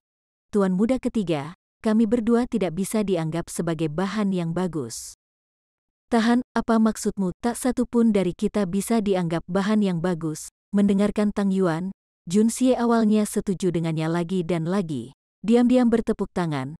Dia sangat setuju dengan perspektif ini. Ketika para siswa yang lulus dengan nilai tertinggi dari pendidikan berorientasi ujian memasuki dunia kerja, yang telah bertahan dalam ujian waktu, mereka tidak akan berarti apa-apa karena pengetahuan dan kefasihan mereka tidak akan banyak berguna. Mereka tidak akan berbeda dengan bayi yang baru disapih, serupa dalam semua aspek. Tanpa diduga, Tang Yuan sebenarnya memiliki perspektif semacam itu. Saat Jun Xie merasa segar setelah mendengar kata-kata itu, Tang Yuan tiba-tiba mengubah topik pembicaraan, membuatnya merasa terkejut. Perbedaan antara kedua subjek itu sebesar perbedaan antara langit dan bumi, utara dan selatan. Perbedaan ini terlalu mencengangkan. Maksudku adalah, tak satu pun dari kita adalah pria yang baik. Tang Yuan tertawa. Namun, Tuan Muda Ketiga, tidak peduli seberapa jahatnya kita, bahkan jika kita pergi keluar dan menyakiti setiap hari, berapa banyak orang di kota yang luas ini yang dapat kita celaka? 1000 orang sudah dianggap sebagai jumlah yang berhasil. Bukan begitu? Namun, lihatlah Zhao Chengsong, seorang ba-asteris ngan tak bertulang dengan apa-apa selain membusuk bernanah di dalam dirinya. Jika seseorang seperti dia ditunjuk sebagai pejabat, maka satu tindakan jahat darinya sudah cukup untuk membahayakan rakyat jelata yang tak terhitung jumlahnya. Belum lagi, setelah menyebabkan bencana bagi orang-orang di sini, dia hanya akan pindah ke tempat lain dan mengulangi tindakannya. Selama istana kerajaan tidak memenggalnya, dia akan terus menyakiti orang lain. Pada saat dia dipenggal, berapa banyak orang yang akan menderita di bawah dia? Jika kita membandingkannya dengan gabungan kita berdua, yang mana yang benar-benar jahat? Tang Yuan tiba-tiba menjadi kesal setelah mengatakan semua itu. Itulah mengapa senior ini akan memilih untuk mempermalukan hal-hal tak tahu malu itu. Cendekiawan berbakat apa? Sekelompok ***ngan, bagaimanapun. Siapapun yang berani mengaku sebagai sarjana berbakat di depan senior ini akan diratakan sampai mati. Selama para cendekiawan berbakat yang munafik ini jatuh ke tanganku, mereka bisa melupakan tentang menggeliat keluar. Jun Xie tertawa keras. Kata yang bagus, Tang Gemuk. Ini adalah pertama kalinya senior ini mendengar Anda mengatakan sesuatu yang bisa memuaskan saya sejauh ini. Benar dikatakan, hanya dengan apa yang Anda katakan sebelumnya, saya akan memanggang cangkir ini untuk Anda. Roti panggang ini adalah yang diberikan Jun Xie dengan jujur dari lubuk hatinya. Kata-kata Tang Yuan barusan telah memenangkan hati Jun Xie. Untuk Jun Xie yang telah pindah, seorang pria dari dua dunia, jumlah orang yang memenuhi syarat untuk bersulang Jun Xie mungkin tidak lebih dari 3. Agar Tang Yuan dapat menerima roti panggang ini dari Jun Xie menunjukkan betapa banyak kekayaan yang dia miliki. Tang Yuan adalah orang pertama yang menerima roti panggang dari Jun Xie di dunia ini. Setelah meminum cangkir ini, itu berarti Jun Xie telah menyetujui Tang Yuan. Meskipun dia adalah seorang debauci, dia adalah penjahat sejati dengan karakter sejati. Jun Xie selalu bertindak sesuai keinginannya. Bahkan jika semua orang mengutuk seseorang yang disukainya, dia akan tetap minum bersama dengan orang itu. Bahkan jika semua orang memuji seseorang yang tidak disukainya sebagai orang suci, dia masih akan mengabaikan orang itu. Pada saat ini, Fatih Tang tidak memiliki pemahaman tentang sejauh mana nilai yang terkandung dalam cangkir anggur ini. Secara alami, dia tidak akan pernah meramalkan bahwa karena secangkir anggur ini, dia akan dapat bertahan dari beberapa bencana. Dia akan diselamatkan dari situasi hidup dan mati oleh Jun Xie. Namun, cerita itu akan datang kemudian. Tang Yuan meneguk secangkir anggur sekaligus. Matanya yang kecil menatap sekeliling. Saya tahu orang seperti apa saya tidak memiliki ketampanan. Saya suka berjudi, saya suka berkelahi. Menggertak orang membuat saya merasa baik. Ketika saya melihat wanita cantik, saya harus mengucapkan kata-kata berbunga-bunga untuk menghilangkan kebosanan saya. Saya memiliki hati yang buruk. Tetapi saya juga memiliki keberanian untuk menjadi jahat. Saya orang jahat, tapi saya orang yang melakukan hal-hal buruk di siang bolong, seperti kata pepatah. Ketika seorang wanita cantik, semua orang akan menoleh. Jika seorang wanita cantik, semua orang ingin melihatnya lebih lama. Jika Anda tidak membiarkan kami melihat Anda, lalu apakah ada alasan mengapa Anda terlahir cantik? Jika seorang wanita cantik dari keluarga baik-baik memperhatikan saya melihat mereka seperti ini, mereka pasti akan lari dan bersembunyi. Di sisi lain, saya juga tidak akan tertarik mengejar jalan buntu. Tetapi mereka yang memilih untuk terus berdiri di sana untuk menggoda saya bahkan setelah melihat cara saya memandang mereka, dapatkah mereka dianggap baik? Namun, mereka benar-benar berani memberitahu orang lain bahwa saya adalah penjahat yang menjijikkan dan tak termaafkan. Lihatlah orang-orang munafik itu, ketika mereka melihat seorang wanita cantik, mereka akan segera menundukkan kepala mereka untuk membungkuk, menunjukkan tampilan kebajikan dan kesalehan. Tapi setelah wanita itu berpaling, mereka akan dengan cepat mengangkat kepala mereka untuk menatap pan asteris T besar wanita itu sambil mengeluarkan air liur. Diam-diam menginginkan kesenangan daging. Oh, itu adalah sarjana berbakat untuk Anda. Seorang sarjana berbakat dengan ayam untuk otak.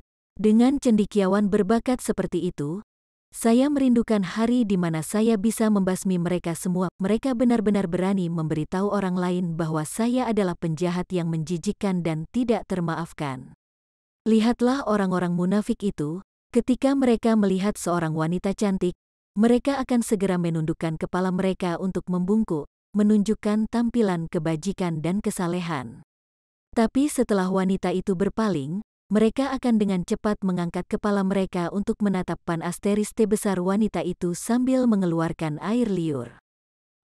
Diam-diam menginginkan kesenangan daging. Itu adalah sarjana berbakat untuk Anda, seorang sarjana berbakat dengan ayam untuk otak. Dengan cendekiawan berbakat seperti itu, Saya merindukan hari di mana saya bisa membasmi mereka semua. Mereka benar-benar berani memberitahu orang lain bahwa saya adalah penjahat yang menjijikkan dan tidak termaafkan. Lihatlah orang-orang munafik itu. Ketika mereka melihat seorang wanita cantik, mereka akan segera menundukkan kepala mereka untuk membungkuk, menunjukkan tampilan kebajikan dan kesalehan. Tapi setelah wanita itu berpaling, mereka akan dengan cepat mengangkat kepala mereka untuk menatap pan asteris T besar wanita itu sambil mengeluarkan air liur, diam-diam menginginkan kesenangan daging. Pooh. Itu adalah sarjana berbakat untuk Anda, seorang sarjana berbakat dengan ayam untuk otak. Dengan cendekiawan berbakat seperti itu, saya merindukan hari di mana saya bisa membasmi mereka semua, diam-diam menginginkan kesenangan daging. Pooh. Itu adalah sarjana berbakat untuk Anda, seorang sarjana berbakat dengan ayam untuk otak.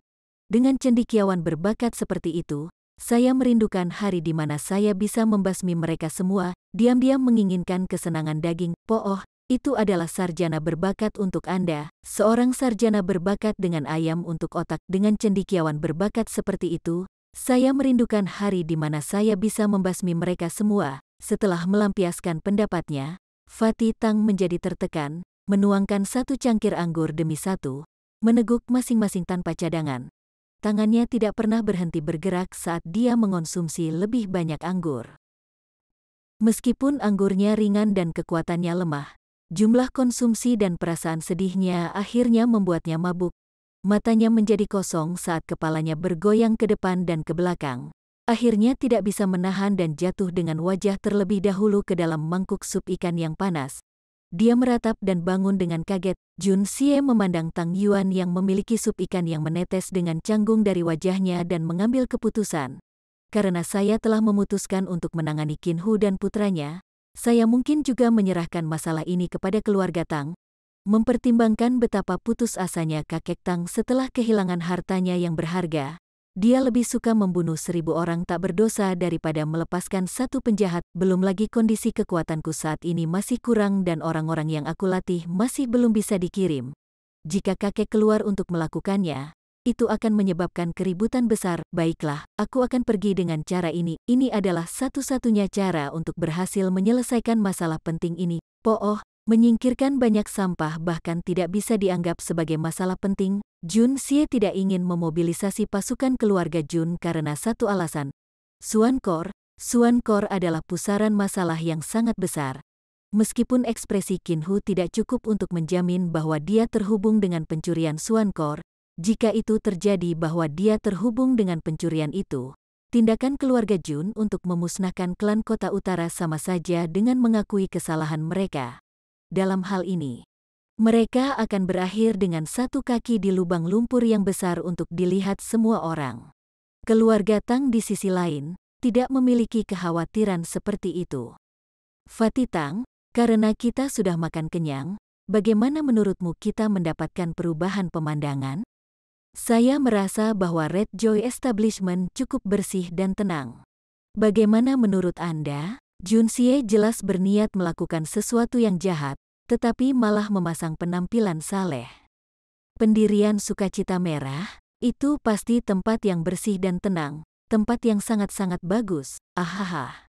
Mata Tang Yuan berbinar dan dia keluar dari keadaan mabuknya, wajahnya berkedut dengan keinginan. Hahaha, Tuan Muda Ketiga, kamu adalah teman sejati. Ayo datang-datang, ayo segera ke sana. Kebetulan beberapa hari ini membuatku frustrasi. Aku benar-benar membutuhkan tempat yang bersih dan tenang. Dia dengan tidak sabar berdiri, perutnya turun sampai ke pahanya. Jun Xie mengamati Tang Yuan dengan wajah lurus dan bertanya-tanya dalam hati. Dia mengalami kesulitan membayangkan bagaimana dia berniat melanjutkan setelah memasuki Red Joy Establishment. Mungkinkah dia akan menggunakan kedua tangannya untuk menopang perutnya? Tetapi jika tidak, akan sangat sulit untuk melanjutkan. Sakit kepala apa? Bersambung ke chapter 51. Bagi Anda sahabat kultivator, ketua klan dan sekte, yang telah mengikuti channel Tortorokai, Mimin mengucapkan terima kasih. Sampai jumpa di episode berikutnya.